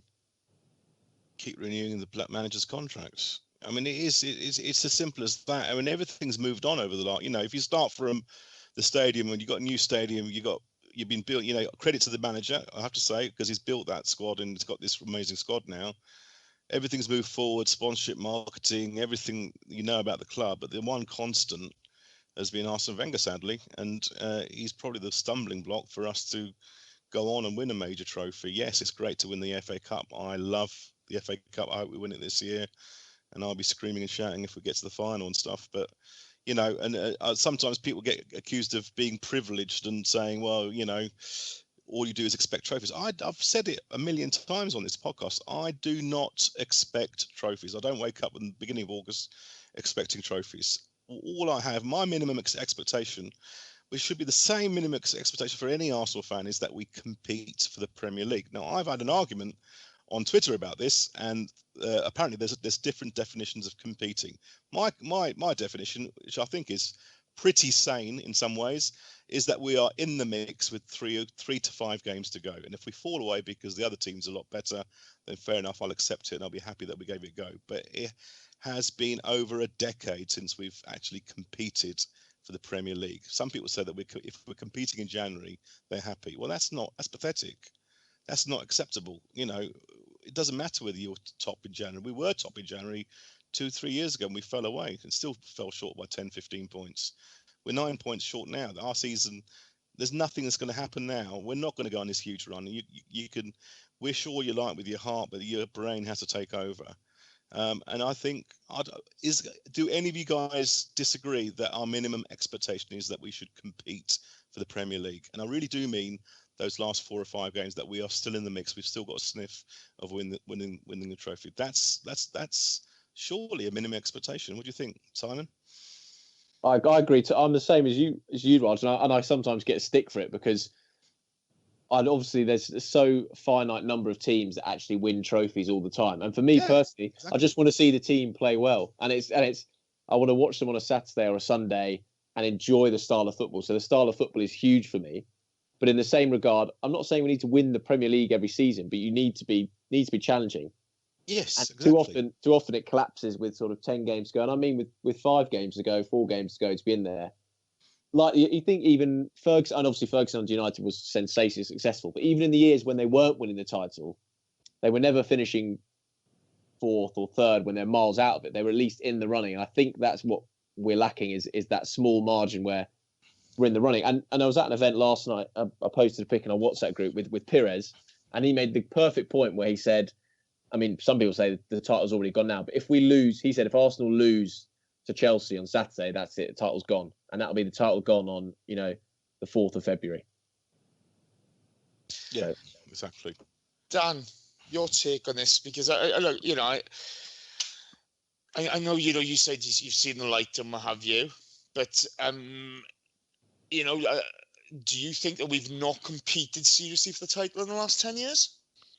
No, we usually fall apart. If we divide the season into quarters, we usually fall apart in the middle 2 quarters, which is the usual hoodoo of November, and then usually about February or March. This time our collapse is coming. In fact, our collapse has been continuous. I mean, if you'd have saw at the beginning of the season, so it's 7 clean sheets in 8 games. We have got Walcott, the Ox, Sanchez, Ozil, all breaking their records already for the amount of goals that they've scored in a season, or getting close to breaking them. Having a fantastic season. We've strengthened with a world class, which I think Mustafi is, central defender, with a player who could be one of our best defensive-minded, tackling, passing midfielders with Xhaka. I mean, the first few times he got sent off or he was getting booked, I thought, he's just learning the game, and he has been a little bit unlucky. That one where he slide tackled the bloke and took him out near the halfway line, to send somebody off for that is ridiculous. He shouldn't have done it, but it's ridiculous. And our season's falling apart again, isn't it? Isn't it more ridiculous we did not appeal that red card? Yeah, I did say about that, and I said at the time, maybe they're not appealing because they know he's going to do it again, and if you constantly appeal for everything, you're not going to get everything. So maybe they were saving it for a more important time of the season, and then he got sent off, and I don't think we appealed it, did we? Because he got 4 games, and you can't have someone who, when he started at the club, we were all saying, why isn't he playing every game? Now he's worked his way in, partly through injuries, partly through performances, and partly through changing the style of play a little bit in the central midfield. He was one of the first names down on the team sheet, and he's gone and thrown that away with a stupid tackle. He's given away penalties, and I'm still fully behind him. I still would start him and Ramsey every single game. He'd be the one I'd say to do the defending, and Ramsey is to do the one who does the passing. He's not the only one who's given away stupid penalties this season. Oh no, it's happened. Shelly, Coughlin, But I think if we had our best 11 on the pitch, which sometimes fully, because we are nearly fully fit, and I think having Mertesacker coming back, we could well see Koscielny getting a rest, because remember last season Koscielny was he had some kind of injury where he was been taken off sometimes. He was been rested a lot. I don't know if he's still got that injury, but Koscielny's nearly played every single game this season. But just looking here, Sanchez has played 30 games. The Ox has played 29, Iwobi 29, and Koscielny 28 games. Now we've only been maybe 32 games all season, I think, roughly 32 games, and so he's not had a rest, has he? I mean, even you look at someone like Mustafi, he's only played 23 games this season. Yeah, he got injured. So Koscielny has played 5 more games. So I think when Mertesacker comes back, we're going to see Koscielny getting a bit of a rest, because it's got to be. I mean, it's got to be hard for them. Didn't Koscielny miss the? He didn't play against Southampton, did he? Well, he's been in 28 squads and he's played 28 games. I mean, even he's got 2 goals. When you look at this, I mean, look at Sanchez, 30 games, 17 goals, 16 assists, halfway through the season. You'd be thinking, oh, well, you're obviously 5 points clear at the top of the table, aren't you? The Ox has got 6 goals and 7 assists, and Iwobi 4 goals and 6 assists. I mean, Mesut 9 goals and 8 assists. mean, that's the kind of stuff you think, well, of course you're top of the league. I mean, how could anybody have anything better? I mean, you've got a fantastic team, and also you chuck into that 7 clean sheets in the first 8 games of the season. Oh yeah, you've got to be 20 points clear at the top of the league. They probably just handed it to you like they're going to do to Celtic. But no, it's not learning from the mistakes. It's taking teams for granted. It's not having strong leadership from Wenger. Constantly, you see other teams are evolving. Conte at Chelsea, he come from Italy where playing 3 at the back has been a kind of staple for years, and I think he was forced to play the 4 at the back because that's what is expected when you come to this country. And you look at Ranieri last season, decided to play the 4-4-2, and it worked last season. It's worked from when he took over, and now it's starting to fall apart. And I think even a couple of times he's changed it. At one point, 2 weekends ago, I did a thing of all 20 Premier League teams and what formations they played. 8 of them played with 3 at the back. Now I know people keep saying, well, we can't play 3 at the back because you have to have the left-sided one needs to be able to do a little bit of defending and full backing, and so does the right. Well, on the right side we've got Gabriel, so he could possibly play the right side of a back 3. But Wenger is so. I know against Southampton we kind of played a 4-3-3. But he's so unwilling to change stuff. And then years ago, we played that 4-1-3-1, was it, or something like that? And that was an absolute disaster. But 4-1-4-1. Yeah, that's it. Yeah, because that would have been plus time with 10 men, and that's not clever, is it? Again, when we play with 10, we play. But it's not as bad as that time when I did my favourite 11 and I picked 12 players, and no one realised. I didn't realise. I know. I mean, one of the things I'm going to come back at you there now. Okay. One of the things, if you say, "Oh, we haven't got the players to play 3 at the back," well, I think we do. Bear with me a second. If that's the case, that we have our players can't play 3 at the back, we've got the wrong fucking players. They should be able to fulfill a number of different setups, shouldn't they? Yeah, just imagine if we did play 3 at the back, and football is evolving at the moment. It's not very often that you see an evolution in football of complete changing the way that everyone's playing. And I think we're starting to dip our toes into, so everyone else is dipping their toes into that water. To have 8 teams playing with 3 at the back, variations. I think there was 4 variations of playing 3 at the back. Imagine if we could play 3 at the back, and then we have Bellerin on the right-hand side and go, you could do a little bit of defending, but you're mostly attacking. Look how immense that bloke is when it comes to attacking. I know because when he was a younger player, he was a right-sided midfielder, I think he was. And then the left-hand side, we have Monreal, who is also good at attacking, and Gibbs. Now, the problem with Gibbs' game has been over the years that he's not as good a defender as Monreal. Gibbs has bottled it. Come on. Well, maybe he has, but come on. But playing as a wing-back... He's not a youngster anymore. Yeah, but I like Gibbs as a wing-back could work. It may be, yeah. He's got enough pace. So playing as a back 3, who would you have? We're going off the subject. We're going off the subject. Okay? The gist of it is Wenger doesn't learn. We're going around in circles. We're just the collapse has come even sooner. So things need to change. And the Juventus manager, I think he could well be the one that I'd like to see, because you see how well Ranieri's done and Conte has done. As long as we don't get Zola and we do get another Italian manager, we'll be fine. This is when someone points out the other bloke isn't Italian. Question. Arsene Wenger, should we extend the contract? Absolutely not. If he won the title or the Champions League this season, should we extend the contract? He's not going to win that. Whoa. No, I'm asking Danny. I'm coming to you next. He won't win it. Back in your box. And what is Wenger now? No. Guys, I'm asking you a question, okay? Just answer the bloody question. If he won the Premier League title or the Champions League, however unlikely, would you give him a new contract? Absolutely not. Right, I don't believe in sacking managers after we win the Premier League. We're not Chelsea City. What a way to go, though. So if he doesn't, if he walked away with the Premier League, then fair enough. But I wouldn't sack him. No, I wouldn't sack him at all. Look, you've got to realise I'm not. You got this. I know. AKB, you got this wob. There's nothing in between. I'm in between. I'm not a wob. I just, I think it's time. I think he's I don't know how many times I have to keep saying he's been a great manager, but like a faithful employee that I've got in my business stuff, sometimes you just have to move them on. And with respect. That's fair enough. That's fair enough. If he wins the Premier League, I would not sack him. We are not City or Chelsea. If a manager wins the Premier League, you do not sack him. If he wins the Champions League, you do not sack him. It's as simple as that. Cool. Simon, if he doesn't win anything, contract? Yeah, I mean, I'd wait till the end of the season and assess it then. And if we just finished top 4 and won no trophy, I think he would walk away anyway. But I think I would go for a change. I think. But if he wins the Champions League or the league, which obviously looks very difficult, then you've got to keep him on, obviously, because I mean that's unprecedented success. Cool. Yeah. Okay. I wouldn't sack him ever, Jace. Just want to make that clear that I wouldn't I'm renew not his going to sack contract. him. The question was, do you renew the contract? No, I would not renew his contract, no matter what he did. But he's going to decide his future, isn't he? So it's going to be. Which is why it's wrong. He will. He's always in control of his destiny.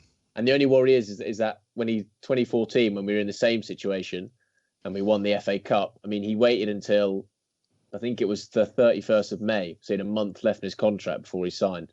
And with players like Ozil, who came out in the German press and said, I want to see what Wenger's doing.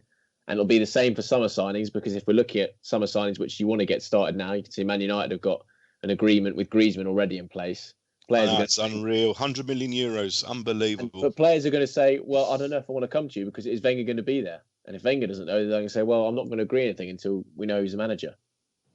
So it's down to the club themselves to be involved in this in some way, whichever way it goes. I agree. The club have got to. There has to be an exit plan or exit strategy. It needs to be a continuity plan, isn't there?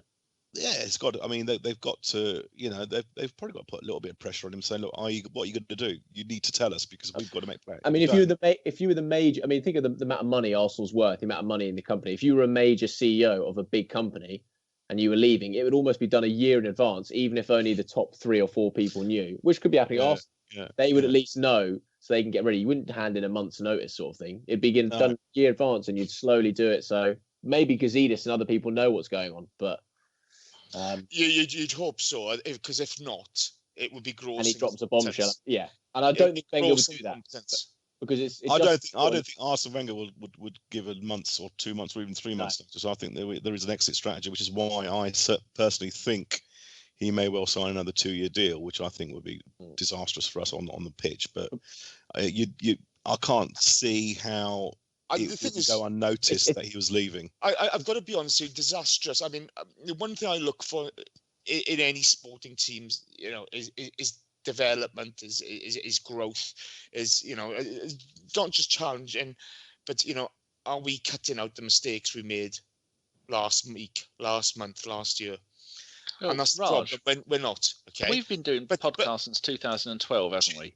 And nothing's changing. Every year we do the same moaning, the same everything. So something needs to change. If everything other than the manager has changed and we're still in the same position, then it's got to be that. Apparently we've got the strongest squad ever, which is capable of winning the league. So we have grown in a certain respect, but on the pitch, it hasn't changed. It's the same stuff. I think we've plateaued. I just don't think we've got any better or worse. I think it's just stayed the same, which is arguably a bad thing as well. I don't think we've got worse, and I don't think we've got better. I think we've just... And this is the thing, I mean, if he does finish top 4 this season, I mean, Jesus wept. That's a record of consistency, which you can't argue against. Yeah, you cannot argue against 21 years or whatever of top 4. Unbelievable. As people quite rightly remind me, day in, day out, there's 18 other clubs who would love to be in that position. But no other club has done it. No other club has done that, have they? Is that all we are? Is that all we are? Well, I think is that all we are is paying lip service to it a little bit, because do I sound kind of like a little brat just saying I want more? I think look, if he finishes top 4 this season, that's a magnificent record of consistency. Okay.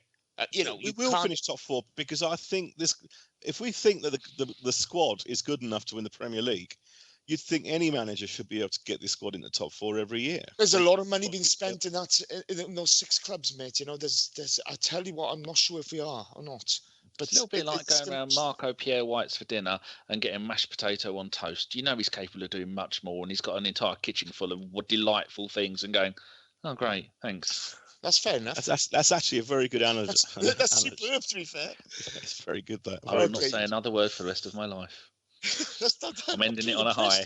I think you should retire, Danny. That's it. You've just peaked and topped. Put yourself for you for the rest of your life. That's it. Do me a favour. It makes up for my fuck up on the Watford commentary, doesn't it? We'll see. I mean, look, we'll see what happens in the next 6 to 8 weeks, but. I mean, the only way you could describe our next set of fixtures is eclectic. You got like Hull at home, Bayern away, Sutton away in the Cup, Liverpool away, Bayern at home, Leicester at home, West Brom away. So it's a real. I mean, I couldn't predict something. I mean, I know Danny's going to ask me for predictions and stuff, but it could change. You'd hopefully win against Hull, but you don't know about Bayern Munich, Sutton. You'd think you'd trounce them. But we're not the only ones, are we? Look at Liverpool's current form. Yeah. We've got more games against the top 6 than anyone else left. In the last 9 games, Liverpool have won 1, which is in the FA Cup. I don't give a fuck about Liverpool. No, I'm just saying, in comparison, we're not the only ones who are fucking up. Oh yeah, I know. But we've got to try and not fuck up now over the next 3 months, and we've got Tottenham and Man United in April, so it's going to be very, very interesting. We'll see what happens. But I mean, I don't want to throw your Chelsea Saturday, which is the big one. Yeah, I don't want to talk about the manager anymore. It's boring. So this really could be the year I think Spurs finish above. Oh, he's gone and said it. Oh, no, he said it. No, don't. Football's broken. Simon has broken the taboo, the one rule of this podcast. Right, okay. Now I've said it, it won't happen. Don't worry. Let's hope you're right. Danny, questions. Oh Jesus, that was sprung on me. Luckily, I was just finishing doing the GIF thing for the JPEG.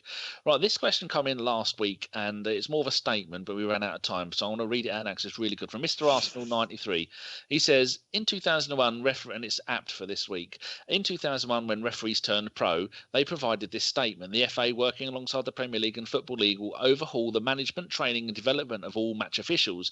The new scheme will enable officials to go full time as a result of financial incentives on offer, and they will also be more accountable regarding their performances in matches, which is the most important thing. The select group will officiate in the Premier League and other competitions that comprise of 24 referees and 48 assistants. Now, Mr. Arsenal has put, this season only 17 refs have done games in the Premier League. Now, in the above, they said it'd be 24.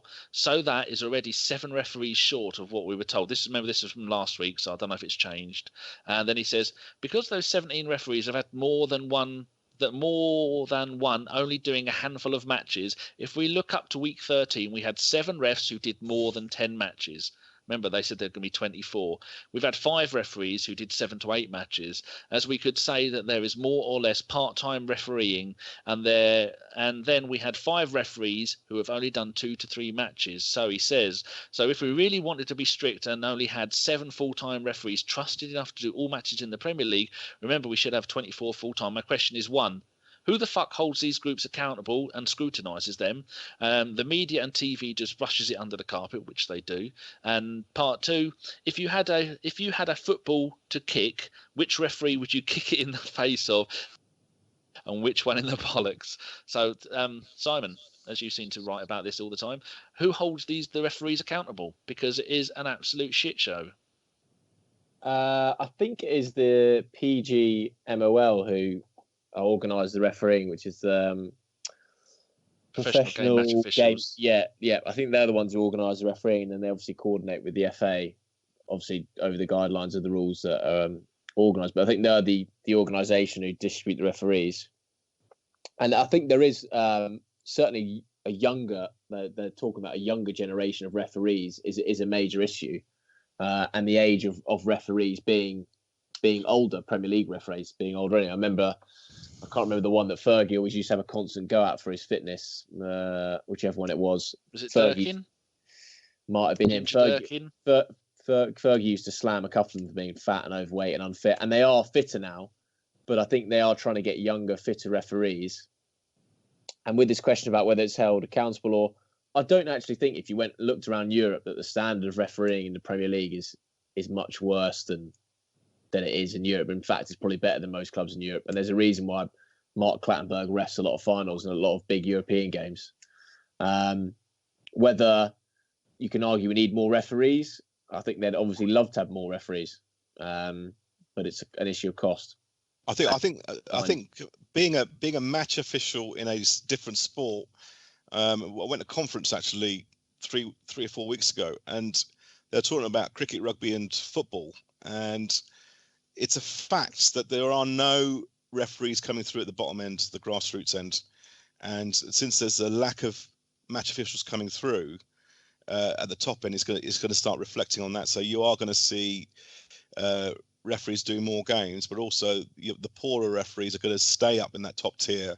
until such a time that new referees come through. And then at the moment, in all three sports, there's very few people going on training courses at grassroots level, so they're not being expensive pushed. though, isn't it? Well, yeah, I mean, it's actually Yeah, but there's a lot. You of get dogs shit abuse as well, don't you? Yeah, you get dogs abuse and all that kind of stuff. There's assault cases. There's all sorts.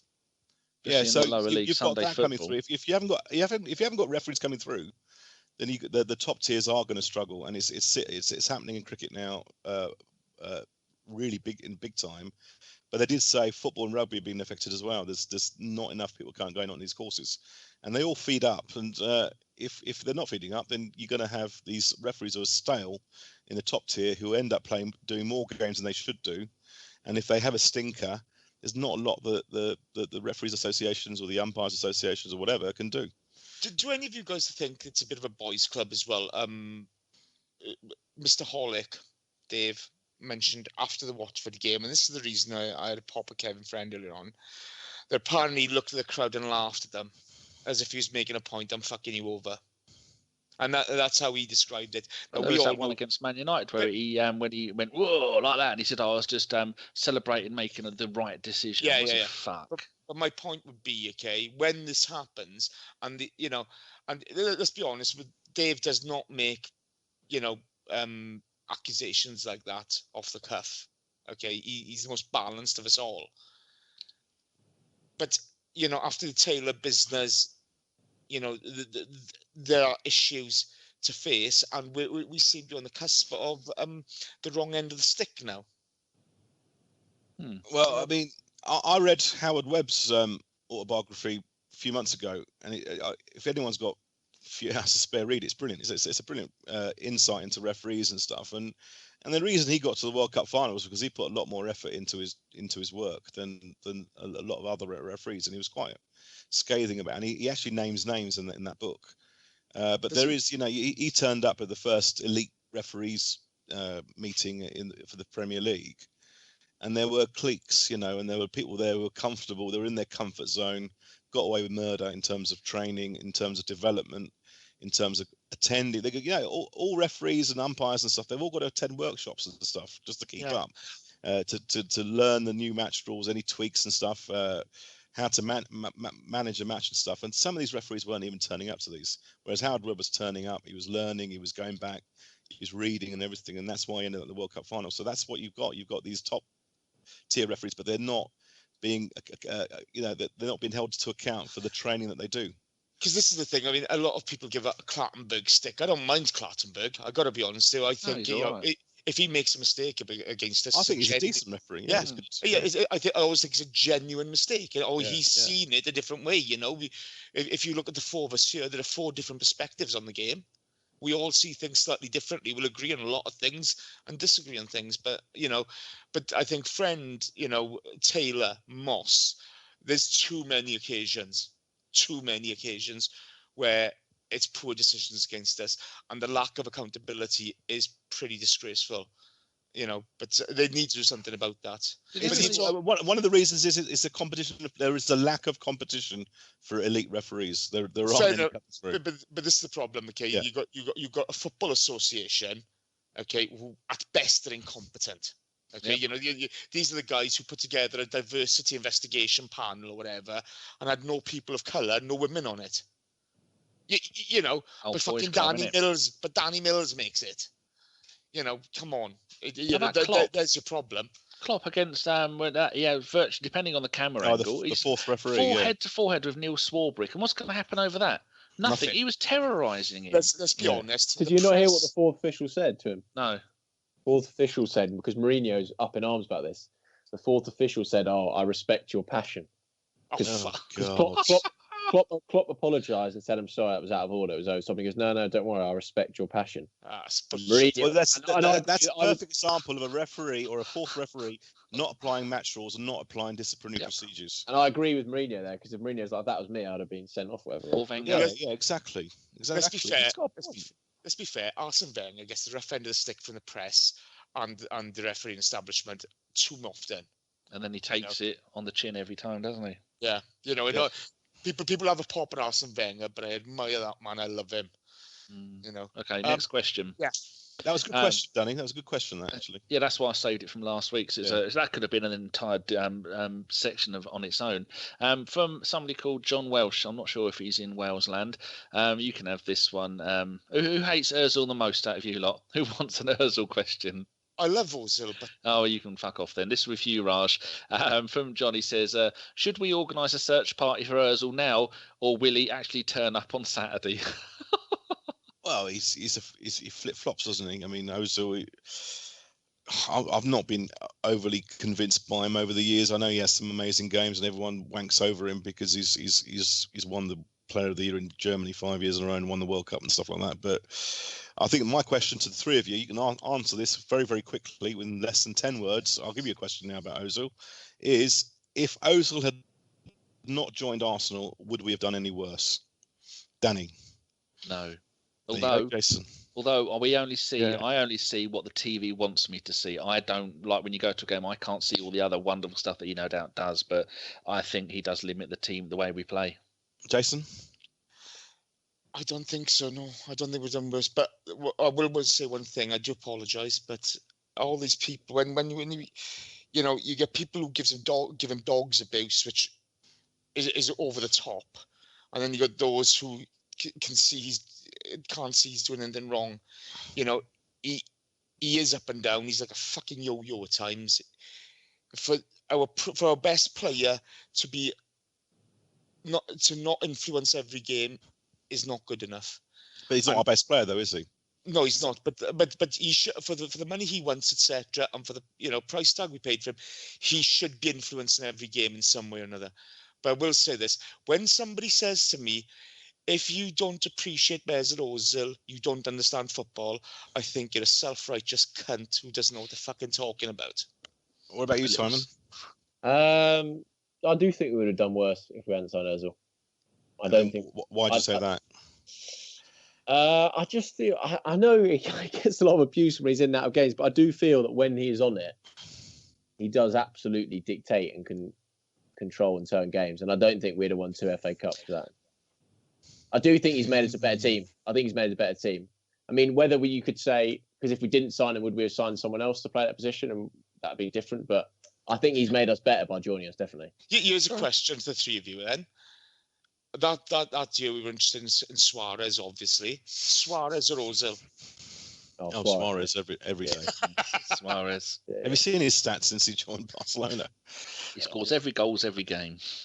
Now, that's a guy who wins his games, and I know Mesut is a different type of player, but sometimes he goes missing, doesn't he?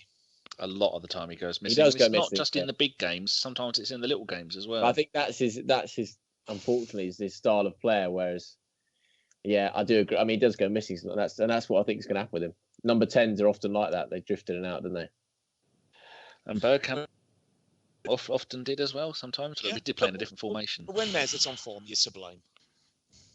Yeah, I mean, he does, but sometimes he's brilliant. He uses all of his quality in one game, like the one against Ludogorets. I mean, save some of it. It's like he's only got a certain amount, and he gives it all in one game, and then nothing for the next 3 games. That was unreal. Ludogorets was unreal. It was. He's so enjoyable to watch. I enjoy watching him more than anyone else. But I agree, he's equally the most frustrating.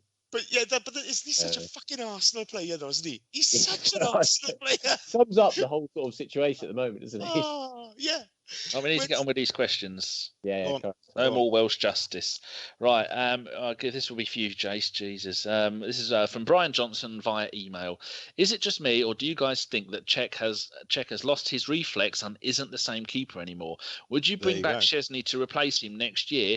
I think the Watford result is a perfect, because it's a wake-up call this team need, and I believe we will beat Chelsea. Well, he's lost the plot at the end of that. Poor Brian. R.I.P.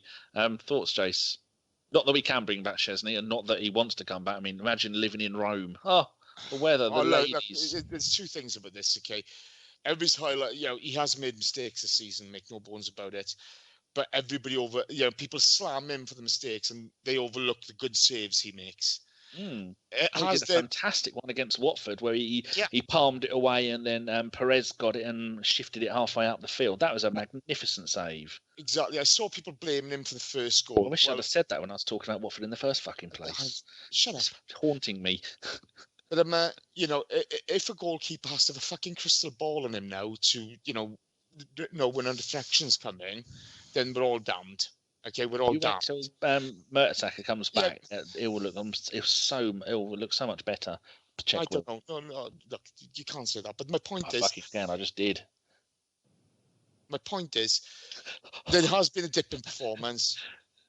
Did you just give me a look when you took that deep breath? I fucking did. I really did. Okay, I really did. There's a chill gone down the spine of the listeners when you did that. If you look at his performance, he has dipped from last season. Do we need to be looking? Szczesny, I think I'm not sure if he's burnt his bridges at the club, but he needs to have grown up majorly before we should take him back. The talented goalkeeper, yes, but are we gonna have any more nonsense off him? Everybody forgets the fuck ups Szczesny made. Ospina, I think he's been great this season, to be fair, but I'd be looking for better than Ospina. So I think with Nacho as well, Nacho, Czech, these are players we need to be looking at replacing sooner or later. Okay, I'll give everybody one question each so we can get through them, because we've been going for almost 1.5 hours now, but I'll do a bit of editing, get it down to 10 minutes. Right, from Alex Apati, who sorted out that little thing that the bloggers did for Ladbrokes. He says, "Hi, mate." Was it? Well, hold on. Sorry, Danny. Was it Apati? Can we actually have this? Can you, APATI. What else could that be? AP. Okay, well, I'll give you that one. All right. I just want to check every now and again. Okay, sorry. It could be a party. He says, "Do you think the title race is?" This is going to Simon. Do you think the title race is over? If you want to send us a couple of lines on your thoughts and the build-up for the Chelsea versus Arsenal game, that would be great. Which is why I've given this to Simon. Not that you have to do it, but you're one of our wonderful bloggers. I don't think it's over, but I think if we do lose to Chelsea at the weekend, then it's gone. Yeah, I mean, there's still a chance at the moment, and not so much obviously because of the points if we beat Chelsea at the weekend, but more because of the momentum shift and the mentality that it would do for the club, the fans, and everyone if we went to Stamford Bridge and won. I think we'd back in the title race. But if we go there and we don't win, then the title's gone. Okay, someone remind me to see if one of the bloggers wants to do something for them again, because OG is snowed under at the moment. Right, one I'll give two to Raj, because this is a really simple one from PG Nez. Would losing to Sutton break the internet? Oh God, yeah. Oh, there isn't enough popcorn in the world for that one. Honestly, I'd just sit back. I mean, I'll be gutted and I'll be raging, but I mean, I don't actually go mental on Twitter, but I do. I mean, AFTV will have a field day. Robbie will earn about £100 on that one. Well, our friends Mike and I can't remember his other name, from Gooners in the USA. You remember the Sutton fat goalkeeper? They've actually done a podcast with him talking about him, and they did it today. I think it's out. So Brilliant. Go and have a look at Gooners in the USA and hear what he has to say about it. It's going to be good. And the other more sensible one is from Gur Gossal. Says GUR GOSAL, because I know you're going to ask. He says, should we play a three-man midfield versus Chelsea and Bayern? And he's put Koch, Iwobi, and Ox. I think maybe he means Koch in the middle of those two. Possibly. I've got no idea what Arsene Wenger's going to do on Saturday. What would you like to see? I'm shit at all this, mate, to be honest. Yeah. Team selections. None of us are any fucking good. No, I'll just wake up and just watch the game. But I would imagine Koch and Jason's favourite player and the Ox are going to be in the middle. I've got no idea what else happened, but maybe Simon can help us on that one. It will be the. Well, I think Ramsey's got his knocks, so whether he's fit or not, it's probably going to be Coquelin and the Ox sitting, and then I suspect he'll go with Giroud up top. But personally, against Luiz and Cahill and people like that, I'd rather play Sanchez through the middle like we did back in September. I know it was a different Chelsea team then, but I'd rather have them Sanchez buzzing around Luiz and Cahill than a big lumbering Giroud, who I quite fancy their defenders would like to play against. And then I'd probably go Theo on the right, and I'd quite like to play Welbeck on the left, just because I think he works back better than Iwobi does. So that's what I'd like to see. But I would suspect he might go with Sanchez on the left and maybe Giroud up front. Before I go to your question, Chase, from when we go for all of our injury news, which is arsenalreport.com/injury room, because they only do Arsenal, Elneny is got a calf strain, could be out for 5 days. The Ox has a knee injury, could be 2 days.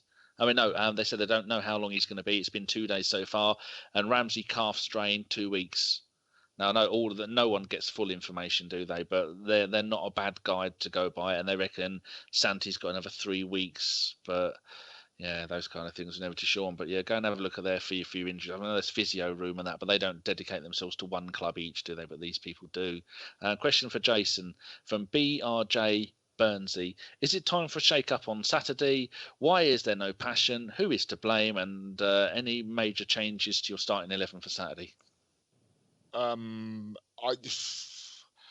There is time for a shake-up, to be fair. You know, these guys need a fucking slap. They're professional footballers, and what they put on a plate on Tuesday night was not good enough at all. Not good enough. There's a lack of leadership on the pitch, simple as that. You know, Koscielny needs to start being a bit more vocal. Mustafi, you know, he's the one who's controlling the back four. He's the only one doing it there. There's nobody in the middle doing it. And for all passion, technical abilities, you know, you need that as well. I'd play 3-man midfield. I'd go with Ox. I'm not sure who else, but the one thing I would do, I'd go with Gas on the wings. I'd Walcott and Lucas either side of Sanchez. Random ragged. Yeah, you got to have Gas. Yeah, there's certain rules to sport, okay? The ball beats the man every time, and there's no substitute for pace. Right? And that doesn't matter, you know, football, rugby, cricket, you know, these things are, you know, they're universal. And I like you, Warby, but you know, the lack of game time Lucas has had has been criminal. Absolutely fucking criminal. All right. And that's it. Lovely. Right, I'm going to have two. Which is the best one? I save. Oh, this one from Neil McAteer for Simon. Max Allegri, yay or nay? Yeah, I'd really like Allegri. I think he's done a really good job with Juve, and maybe the next time you get John on, he'd give a better insight to it. But tactically, the way he's changed his Juve team over the years and changed the style and the way they play, and now he's incorporated playing Dybala and Higuain in the same team. 5-star. Yeah, and they've sort of adapted this formation where it's difficult to explain, and John would probably do it much better than me, but where when you watch it, it almost looks like they sort of have 5 players who sit and defend the game, and the other 5, Dybala and Higuain and co, can just go and win the match and express themselves. So I think he'd be a great choice. His record in Europe as well is really impressive. But I think there'd be a lot of clubs that would like him. And I think Chelsea were looking at him before they got Conte. And I'd be very surprised if Juve wanted to let him go. But he'd certainly be on my shortlist. Although if I could pick, I'd have Ancelotti. But yeah, is he leaving, Pierre? Is he? No, he's at Bayern, isn't he? I think he's got one more year at Bayern left. But he'd be my pick, I think, anyway. So if anybody has any questions about Italian football, go and ask John. Don't mention his shit beard. Yes, at JWelsh84, or you could go and listen to the Football Hipsters, and that's Chris and John, and I'm not going to list them all, but that's at the FH podcast. So go on. Okay, I was on there this week. Fuck knows why they asked me. I'm only on this one because I own it. Right, a couple of questions for Rev Raj. He says from Dragomir Vardarov. Oh, here we go. Yeah, you got that one totally wrong. I'll guarantee you. His name is Mike Jones or something. Is it? Lovely. He says, will Arsene ever realise his best days are behind him? Has anyone in the club got the balls to say that to him? The only person that could probably say that to him is David Dean. He's not really around that much, to be honest, these days. So, no, I don't think he'll ever realise that. I think he's confident. I think he's very confident in himself, which is why he's stayed around for so long. But maybe he'll realise at the end of the season, depending on what happens. But, you know. And also a quick one from James. He says, can Arsenal be held liable for repair hospital bills if I punch my monitor during a match? And he's put a little note, is it only if my stream is legal? Arsenal do not only carry public liability insurance. So I'm afraid. Was that a straight answer you wanted or a joke? Either way. No, the answer's no. Okay, right. A couple for Jason. From Franz Helam, Helamb. I can't really fuck that up. Serious question. What do you think of the fact Kallstrom is a free agent? I don't see how that can be a serious question, but what do you think? He's an Arsenal legend. Yeah. But unless he's injured, we're not going to sign him. Unless he goes and breaks his back falling down the stairs, we're not interested. Break his back first, then we'll sign him up. And here's a more sensible one from Mark Blondal in Denmark. He says, did we all notice that Czech was beating at the near post yet again? It's happened loads of times over the last couple of years. Quite a few. Yeah, but come on. I mean, there are certain ones. Which was the one? Oh, I can't remember which game it was, but Koscielny and Nacho are going in for the block. He's got to cover 80%. It's the Man City game and the Sterling goal. There's no way. 1-0 up. Yeah, no way should our defenders allow Sterling to get that shot off. It's a great shot by a talented player, but they both of them are there. Of course, he's going to get beaten near post. He's expecting them to make the thing. As far as the second goal is concerned, there's nothing. I don't think you can blame him there. It did stop the initial thing from. And as far as the free kick's concerned, it's taking deflections. Now, goalkeepers do not have crystal balls.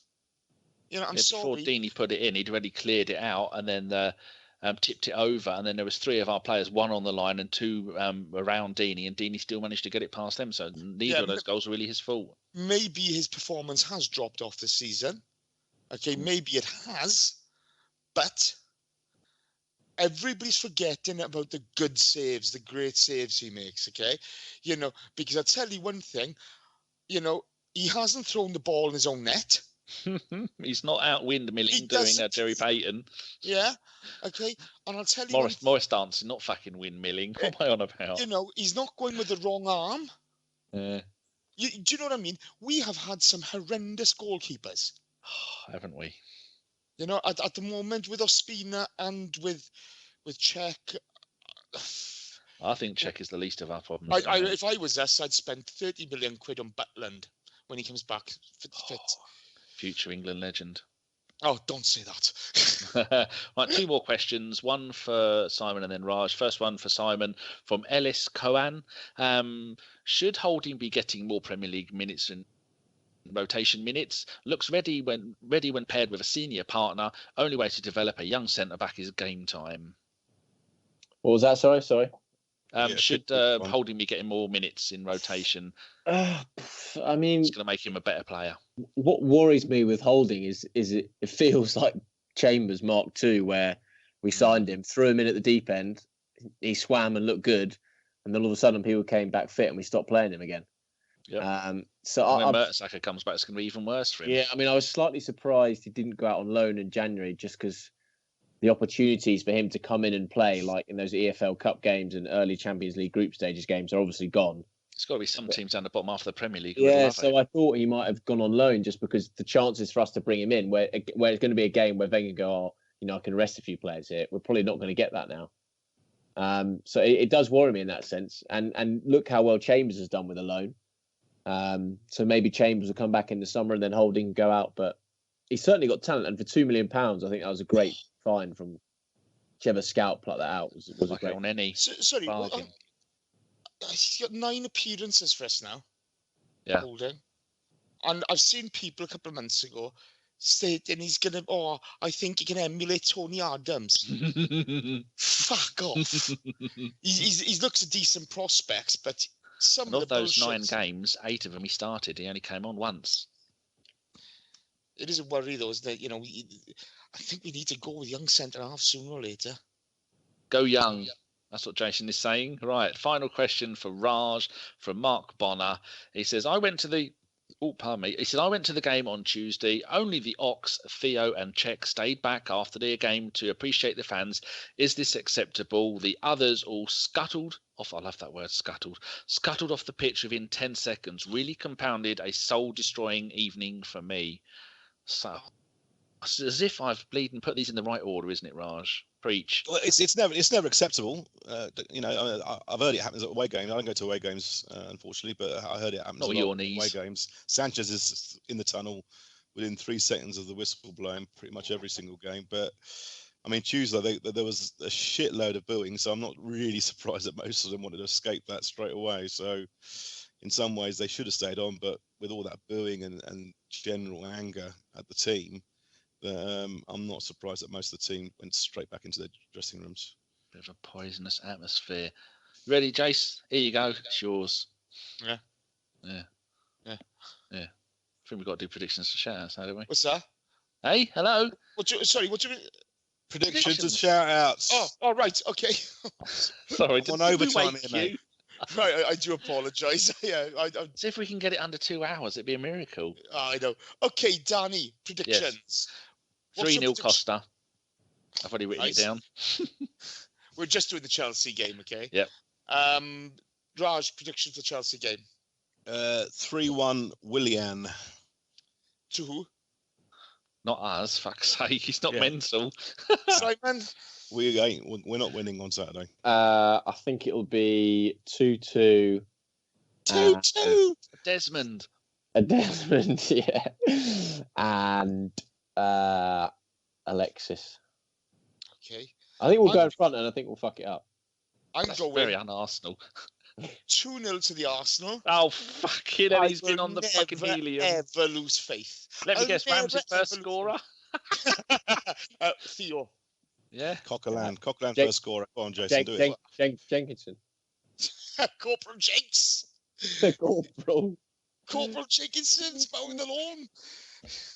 No. 2-0 Theo. 2-0 to the Arsenal, Theo. I'll never lose faith. I don't give a shit. Okay, let's move on for that very quickly. Okay, on to shout-outs. Daniel, shout-outs for today. 2 quick ones. First one is to Dom, which is at OZ. Dom. Yeah, OZGOONER49. I always think it's Gunner or Gooner. So No, OZ it's Gooner. AUS, isn't What? Isn't he AUS? Yeah, but I'm on about his at. No one gives a fuck about the rest of it. You can't find him by just typing AUS Gunner, can you? So it's at OZ Gooner49, and also to another quick one, which is at same old AFC. It's a new podcast starting, and I listened to the first one today. It's quite good. Nice. And also, go and have a listen to Gooners in the USA. Give them a bit of support because they're really good. You've been on there, haven't you, Jace? No, Chris was on there, and they want you on there. That was it. Goodness in the USA is an excellent pod, actually. I do listen to that in the car. It's they're very, funny, very and they? good. They're good boys. They're good boys. Very, very good. And as you're there, Raj, shout-outs? I'm going to follow the tradition of shouting out the last person who followed me, and that is at Grumpy Potato with the O's are zeros, and it's Ozalicious, and he says it's classic rock Arsenal, Mark Knopfler, Arsene Wenger. So he's an Arsene Wenger fan, but there you go. See, I'm magnanimous. I'm sticking to the rules, so there you go. Is he any relation to Rancid Potato, I wonder? I don't know. Maybe you should ask him. Grumpy Potato and the O's are zeros. There you go. Right. Simon. As I was a late call up, I didn't have a shout out plan, so I followed Raj's suit, and I thought I'll just shout out the last person who Butt plugs are us. the last person who followed me, and it's fucking hilarious. It's at Liam _good. He's the last person who followed me as well. And Liam who? Liam Good Enough, which is a parody He account. followed me. That was 3 ago. Hello, boys and girls. I'm a muggy little attention-seeking cunt. Hello, boys and girls. I'm a muggy little attention-seeking cunt, often seen at Luton Magistrates Court. As I'm a parody, who cares? And he's basically atted a load of AFT videos and put stuff like Mo Hader is not a wanker, and it's an amazing feed of just ridiculous jokes and stuff, and it's actually quite funny. So Hold on, they're not following me. They're not. Bastard.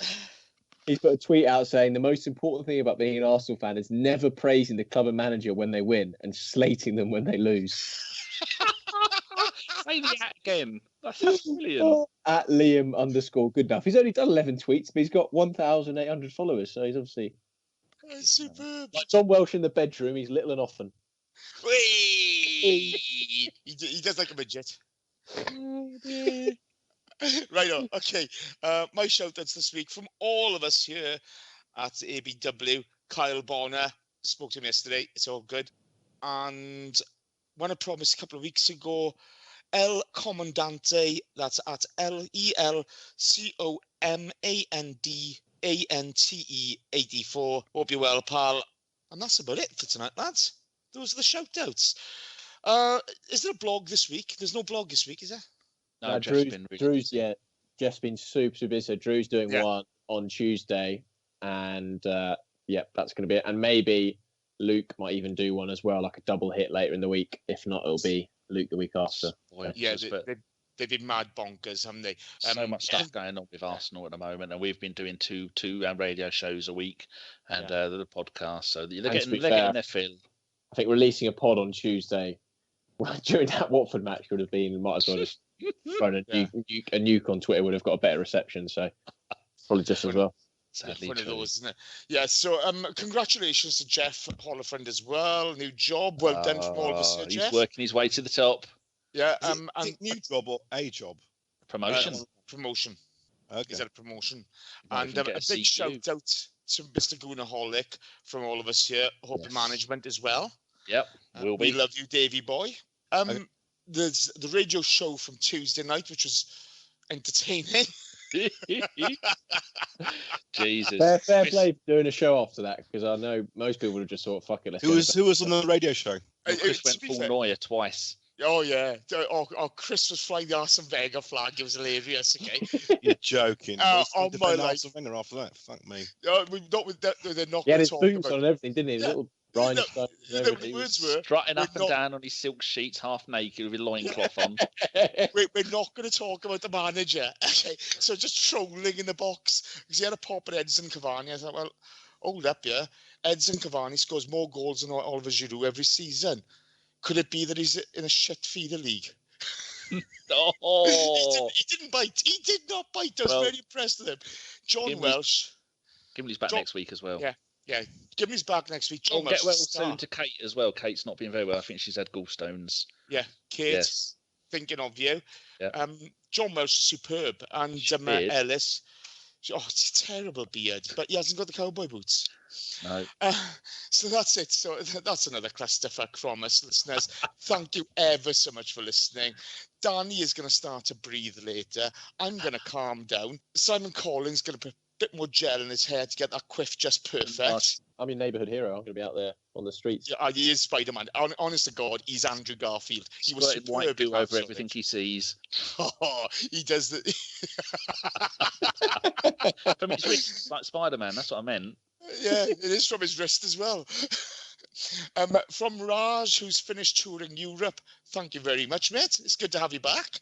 Thank you very much, Jace. It was a pleasure. Thanks, Simon and Danny. You're on again in 2 weeks. We're making the most of you. Okay. Sweet. Love you, boys. Love you, listeners. Thank you very much.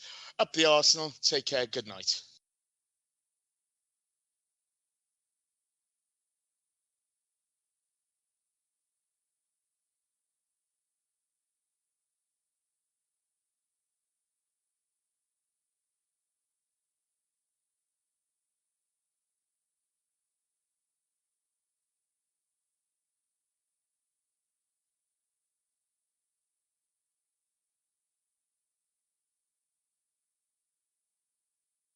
Danny, where the fuck is Nanu Cheeky Monkeys? Nanu Cheeky Monkeys! I don't want to be one of them pricks. To play Rhinestone Cowboys, what it was. Like a round. Do we play an Elton John song at the end of this? Don't go breaking my heart. or Billy Ray Cyrus, Don't Go Breaking My Heart. Achy breaky heart. Yeah. What about the Doors? The end. No. I tell you what I was thinking of. Let Raj have it because he hasn't picked one in a while. Yeah, and he can take the blame. Well, what's the title of the pod? Stung by the Hornets. I think it should be something about get Marco Pierre White or something. Arsene Wenger's Marco Pierre White, something like that. That needs to be. Hold up! If it's good enough for you, it's good enough for me. Marco Pierre White's Kitchen Nightmares or something fucking like that. Oh, who's The naked chef. Call it mashed potato on toast. Mashed potato on toast. Yeah, Winner. Yeah, should we call it that? yeah, mashed Yeah. potato on toast. I'd say I was thinking I was burning down the house. Because Dom will read that and he'll just think you would talk about your dinner or something. How do you spell mashed potato? Firstly, it's two separate words. That's what I've done. For fuck's Some sake. mash That's what I wanted to know. and then potato. Just call it mashed potato. No. Potato. No E at the end. That's what I wasn't sure of, isn't it? Whether mashed potato was one word or two. I know how to spell mash and I know how to spell toast. No, it's MASHED. So mashed. Oh, as in Oh, is it mashed potato or not mashed? Oh, yeah, mashed potato on toast. MASHED. Yeah. POTATO. I said mashed potato, but it's mashed potato. Got to get it right when it comes to food, eh, Raj? Can't fuck around. The English language, mate, for fuck's Yes. sake, honestly. Don't worry about food, it's the English language. Jesus Christ. You didn't do too bad with the name pronunciations. There was I always swear gonna be people one. go and fucking edit it just to wind me up. Yeah, Mashed exactly. potato on toast. Oh, fucking hell. Oh, there's a song with mashed potato in it. Woolly Huh? Bully. That's the song. Woolly Bully. Woolly Bully.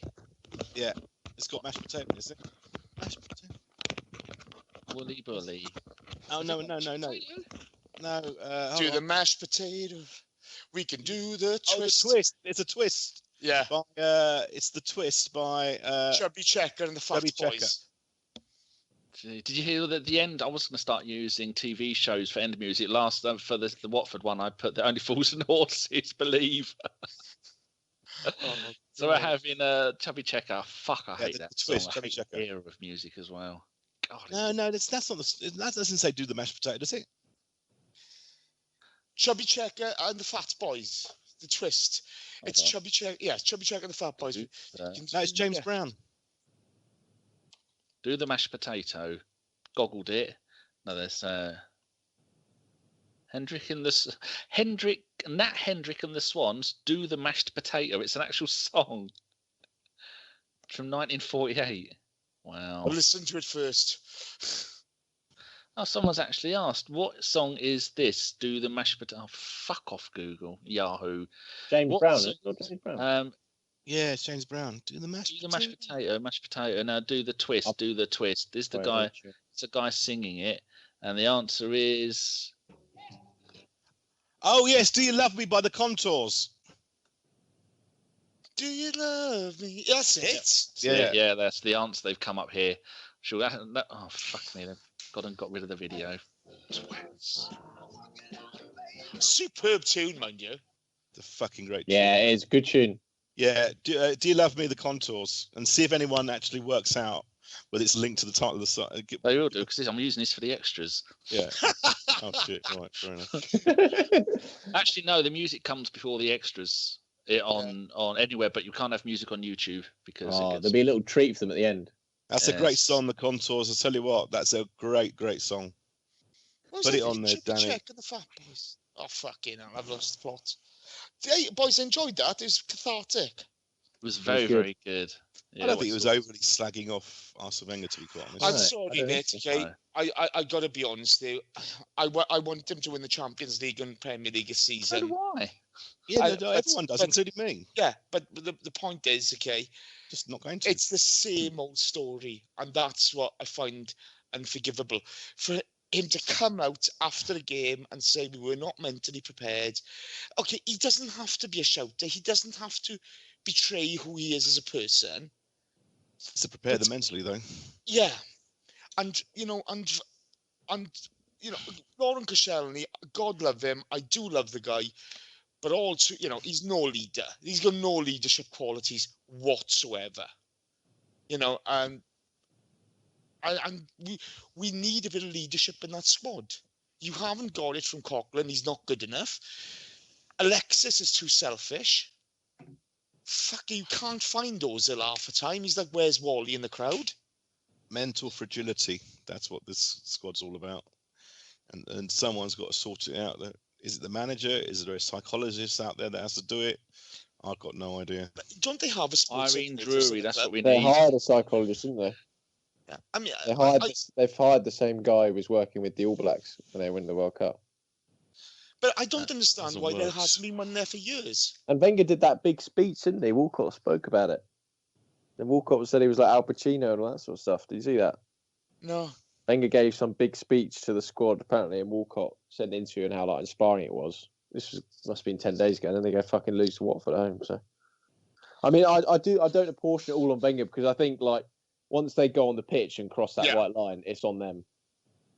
And they were just fucking. I mean, but it's and they did improve, and when he made the changes and stuff, but just putting like the same with the Bournemouth game, leaving yourself fucking up shit creek without a paddle and doing so much work to try and get back in the game.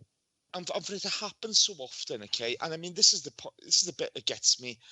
You know, why didn't we appeal the first Xhaka card, the red card? Why didn't we appeal that? That you know, there's far worse. I kind of feel like Wenger wanted to teach him a lesson. I think did someone say it on the pod last week? I think Dave might say something that Wenger almost wanted to teach him a lesson with that one and not appeal it and let him get away with it. But it's madness anyway. Yeah, shot in the arse. And you look at it now, okay. I'm sorry, El Nene. I like El Nene. He's a thoroughly decent squad player, but he's at the Africa Cup of Nations. There'd be no harm in getting in another midfield. Kim Calstrom. Just get Kim in just for. Oh, I love quality player, mind you. Quality player. Yeah, people laugh at him, but he's had loads of games for Switzerland. I mean, for Sweden. He's playing in Switzerland. He's played all over the world. Do a job for a couple of games. Yeah. Well, I've got to shoot, gents, because I've got some. Same here. I've got to go. Hey, boys, love you. Thank you very much for out of my bollocks. So. Cheers for joining us. Thank you. You're part of the team. Fuck off. Yeah, and that shitbag Dom let us down. I'm leaving that in. Right. Two weeks time. I'm in Holland in 2 weeks time, Danny. By the way. Oh fuck! Don't they have the internet there? Put me on the week. I'm back on the 21st. Are you? Yeah, I'm only there for 5 days. It's 5 shows and 5 nights. So I'll be back quite quickly. Lovely. Okay. Then I'm around for a month. You can use me as much as you want. You can host. I'll come on every week. If you just tell me when you need me, I'll come on. It's not a problem. We always need Raj in our lives. If we lose to Sutton, put me on. I think the whole fucking pod will have to come on if we lose to Sutton. It'll need some sort of round table. We will absolutely. God, can you imagine if we lost to Sutton? Oh my God! It's Craig Eastman gets the winner and then celebrates in Nando's. Well, there's 3 there, isn't there? There's 3 ex-Arsenal there. Rory Deacon. We all remember the Mokana. What? We all remember the Wrexham game. Yeah, you played for him, weren't you? I don't think. When was the Wrexham game? 1994. Okay, I was only 2 then, so I don't remember. It wasn't 94, wasn't it? 1990, 91. No, it was after we won the FA Cup. It was 4th of January 1992, so it was a month before I was born. I thought it was after we won the FA Cup. No, it was after we won the league. It's after we were title winners. It was something. Oh, I remember them days. I'd say, hey, Raj, Yeah. you still there? Yeah.